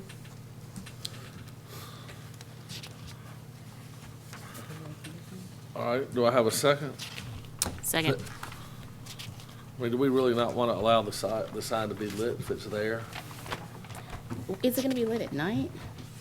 All the time? I mean, well, it had to be lit at night in order to see it. That'd be the point. I don't know. Yeah, that's an option that, I mean, it's signage, so whatever the commission makes, and I know. I mean, you've got a public boat launch across the street. I mean, it's. You got a blinking light, you got a public boat launch. It lights is on, residential, but it's Got a also. brand-new house right across the street from it, too. Maybe we should, Hey, what? That's my real estate partner. Oh, it is? you say that now. He's gonna kick your fanny, you know that. Maybe a dim light. I see that sign getting shot out. I don't know. So what's the motion? It's his business. Motion is to. It's his business. Staff Maybe if recommendation it just, not to be. Not to be illuminated at night? Internally illuminated. Wouldn't have that piece of What does that mean? He can put a big giant spotlight out there and shine on it?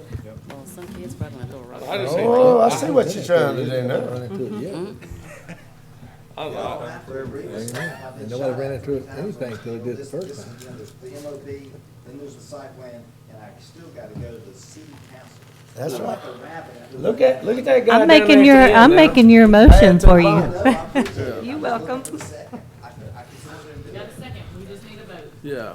I like the idea of letting the The sign be light? illuminated. I No, just hate you coming voted on last minute and red. Oh, and I thought we voted Them on not it. knowing until last second, that's the item, but. You got a motion and a second I already. got a motion and a second. Council can change that as well.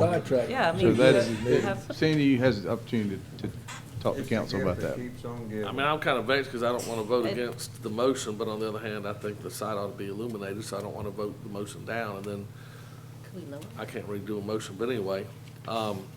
All in favor? I mean, I just hate these last minute in red line. If it was in black line and we had talked about it, you know, Hunter, I wouldn't have a problem, but it's like, here they come in, they think of what they're doing, and then in red it says, oh, by the way, you know, a sign which has, you know, been there for 25 years, we don't want it to be lit anymore. you could do And the some really current great. sign ordinance says you could take do the some sign great down. lighting Yeah. on it. You know, Don't light It it. didn't say it couldn't be lit. Just said it couldn't no, be the lit. building department sold you that, something not in there, I don't know enough about that. Did you? And they're paying $50. Okay. But I go Well, get either my way, $50. hey, we're just making a recommendation, so we'll let the city council worry about the sign. So, all in favor of, It's not to say it can't be lit, right? yeah, that's correct. It's to say it can't be Internally illuminated, yeah. And why is that? Just that. Well, you get, if you get some uplighting or something, it's not glowing in people's windows, you know, if Yeah. you're hitting the light itself to see the text, that's not glowing, you know. If somebody puts a red translucent, then the whole area is glowing red, you know, there's just That's a, like a Seinfeld episode, isn't it? that's right. Yeah, it is. yeah, that was The red the, light district. no, Exactly. it was the on, Rogers come on, Rooster. come on, Rogers come on. Roosters, all right. He was like, All in favor, say aye. Aye. Any opposed, say nay. All right, moving along. Yes, We've get your got sign. old and new business. Thank you very much. Oh, we still got more? Commissioners, due to the late hour, what I'd like to do is just introduce this into the public record and present it to the Planning Commission very, very briefly. But before we proceed, well, I'll make a request to the Planning Commission. Let's hit on this very quickly. First of all, agricultural subdivisions. And so what you see on screen, this was not in your packet, this is what I emailed to each of you separately. What you see on screen right here, the black text is what's in the subdivision regulations right now. The red text is a possible revision. And we've talked about this ad nauseum, but we've had the debate about family subdivisions. I think we've adequately described that a city planning commission does not have the authority to issue those. We do have the ability for an agricultural subdivision with a minimum lot size of 20 acres. So this is something emailed to each of you, and what this would do is set that criteria, and then number 7 and number 8 here actually remove a number of items from the preliminary and final plat process, because if we make the criteria, no public street drainage utility improvements would be required or proposed for that type of a subdivision. So that would be an agricultural subdivision. And what we would do is to the application for subdivision plat approval, add, you see the agricultural subdivision, I just drew it in there. What I don't have for you tonight is the rural subdivision, which is 5 acres, minimum lot size of 5 acres. So that is a potential revision / amendment to the subdivision regulations. Green space. This here in Article 5, Section C2, and we've had a lot of discussion about green space. What this would do here, first of all, is make it very explicit. First of all, there's some, the word open space and green space are used interchangeably incorrectly, and that's just simply a routine edit that needs to make it clearer.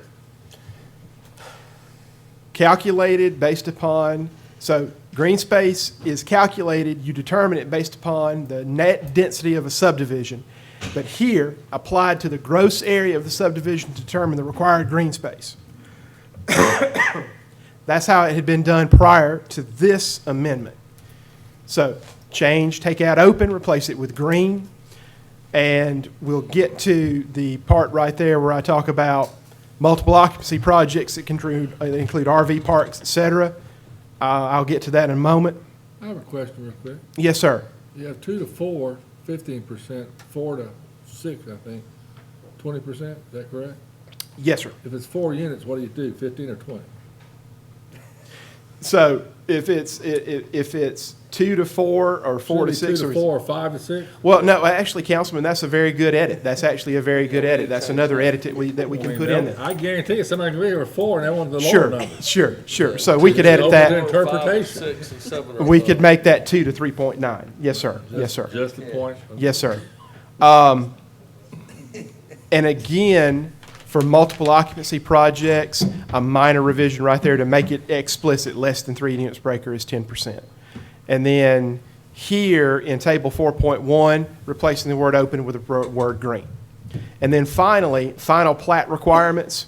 And commissioners, what we've discovered is in the final plat requirements, it does not explicitly state some of the things that are required by Chapter 19 of the city's Code of Ordinances. This would add it to the subdivision regulations to make it very explicit exactly what is required. And that would clean up some issues that we're having on final plat submissions, especially the various testing of the utilities. Make it very explicit what is required and what is needed. So all that said, commissioners, because of the amount of detail that we have right here, I make the following request, that prior to the regular meeting on April 6th, if it's the pleasure of this commission, that we have a work session to discuss these amendments, and that would also allow us to introduce the rural subdivision, the 5-acre rural subdivision as well, if that is something that the Planning Commission would like to do. Because that way we can give sufficient time to discussing these items and not try to do it at 8:30 at night. I think that's fine, and one thing I'd like to say, commissioners, is when you serve on this board, it's not a popularity contest, and I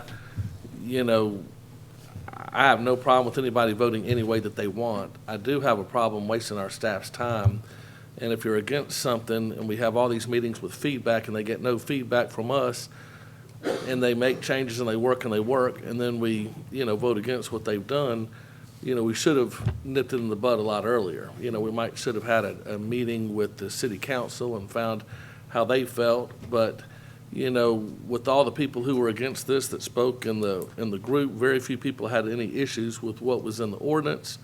It was how it was brought, how it's presented, how much time. I think the way to get an ordinance done is to bring it in at midnight and run it through. The longer it's out there, the more people are against it. For what reasons, I have no idea. But I think with this, we've got a shot at some other stuff we're going to do. And I don't mind having meetings. I don't mind calling extra meetings. But by gosh, if y'all have some issues, please tell the staff what the issues are and don't waste their time. There's so many changes we can make. And they are so busy with these subdivisions that to let them go out there and spend hours and hours and hours and not give them negative feedback, just saying, hey, here's my issue with it, is the concern that I have. But to answer your question, I've got no problem with if people want to go with the special meeting, I've got no problem with it, and I like what y'all personally are doing there. And we'll vote for it regardless of whether, the loud minority comes out against it. Is the only people you ever see are people who are against stuff in the meetings. The silent majority, sits at home and watches us over the internet. I would agree with you, except for one thing, the loud minority, or majority maybe in this case, were the ones that owned the damn property.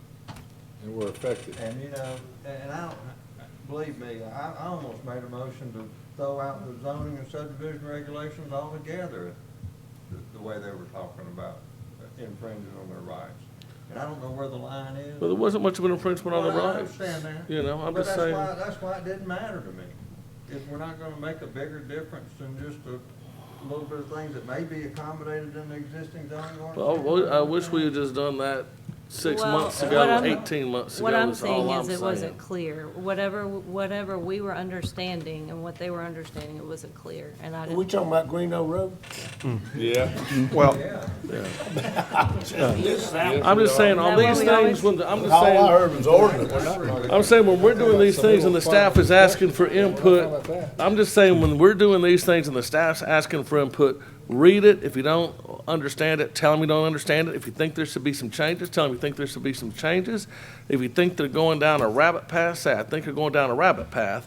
so we don't waste their time. That's all I'm saying. I'm not getting on to anybody for voting anyways. We all have. I appreciate you looking out we for all- us, 'cause we I could all have spent a lot have- more time with family this I last mean, week. we all have Me different too. feelings of zoning. I mean, every one of those people coming in here doesn't want any zoning. Yeah. And I remember, Charlie Ingersoll telling me how the single tax was against zoning, how horrible zoning was, and, over and over again until a mini storage and a cell phone tower went in next door to his house. And I've seen it. But I'm just saying with the staff, tell them your input, and if they're, if Buford right now is running down a rabbit path and you are not for doing, family subdivisions, and you think that, hey, as Art may say, hey, a 5-acre subdivision here, you take a 100-acre lot and make 2 50s and 4 25s and 12 and a halves and 6 and a halves. If you think at some point that's where we're going, then tell Buford now and nip it in the bud now, And the purpose behind this, Commissioners, this would, if we, and of course, Mr. Watson will help us vet this, of course. But what this would allow is, certainly this does not take the place of a family subdivision that a person in the unzoned county outside of an ETJ can utilize. But what it does is, for those that qualify, certainly gives them another option. Now, if it was the pleasure of this commission to amend the subdivision regulations to allow that, then at the staff level, we could approach the city council and explain to the city council that we have this provision in place. Would it be the pleasure of the city council to possibly restructure the fees so that a subdivision that requires not a great deal of review, because there's no infrastructure, et cetera, et cetera, et cetera, could that be possibly at a lower cost? I don't know the answer to that, but it would be worth staff's time to at least approach the city council about that. So that way a citizen who might be able to utilize this, it could help them. And secondly, this is not something we're creating from thin air. The agricultural subdivision and the rural subdivision exist in the subdivision regulations right now, but I don't think they've been utilized. Correct. So, Commissioners, without not hearing an objection, we'll schedule a work session 4 p.m. In advance of the April 6th Be meeting. sure you let us know that. Some of us can't remember. Outlook invitations. You want me to put it on your calendar on your phone? Would you do that? One last thing on that, the deal. I appreciate all of y'all's staff's effort. I know everybody else does for what you did on that Greeno Road corridor. I don't know how any more simple it could have been. And to this moment, I still don't understand what the issue was. The sad part about it is you don't have to go very far to understand when the big developers start coming in and they start doing what they're gonna do, there's no control anybody is gonna have without some form of a corridor like what was proposed. And it's gonna be a train wreck again. And where were all It's the gonna be like Parker Road. Where were all the residential people that we were doing this for, that have the residential property that, going to want to come and get us to rezone it? And what are they going to say when we vote it down? That's what bothers me. But again, the only people I've heard in 20 years, I think I've heard about 8 people speak positively on subdivisions in 20 years, so. But that's, unfortunately, it's human nature now. You don't get people that come out in favor of anything. People that are opposed to something, they're gonna show up. Right. But it's not gonna be the people that are in favor of something. They're not gonna show for some reason. And that's why our society is turning into to what it is today. Yeah, spread a rumor on Facebook and everybody acts confused. That's right. Anyway, what is, do we have more. green space or? Those are done, so just one more. I think we got through all the first 3. Just real quick about the bylaws.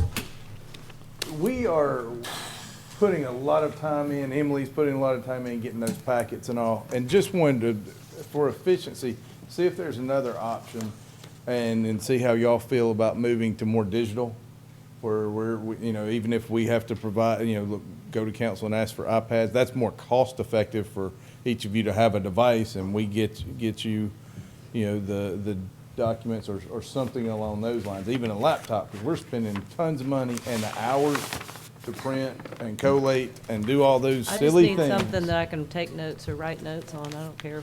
We can get what you Give me a a big legal pencil pad. where I can write on the screen and it'll be fine, but otherwise, I mean, So you wanna write well, notes on the, man, I hate to say it, Bubba, but I'm old school. I got you. And the problem with that is I gotta write on something to be able to remember what to tell you. Okay. But even if I could reduce the number of copies, I'm making 16 of these packets.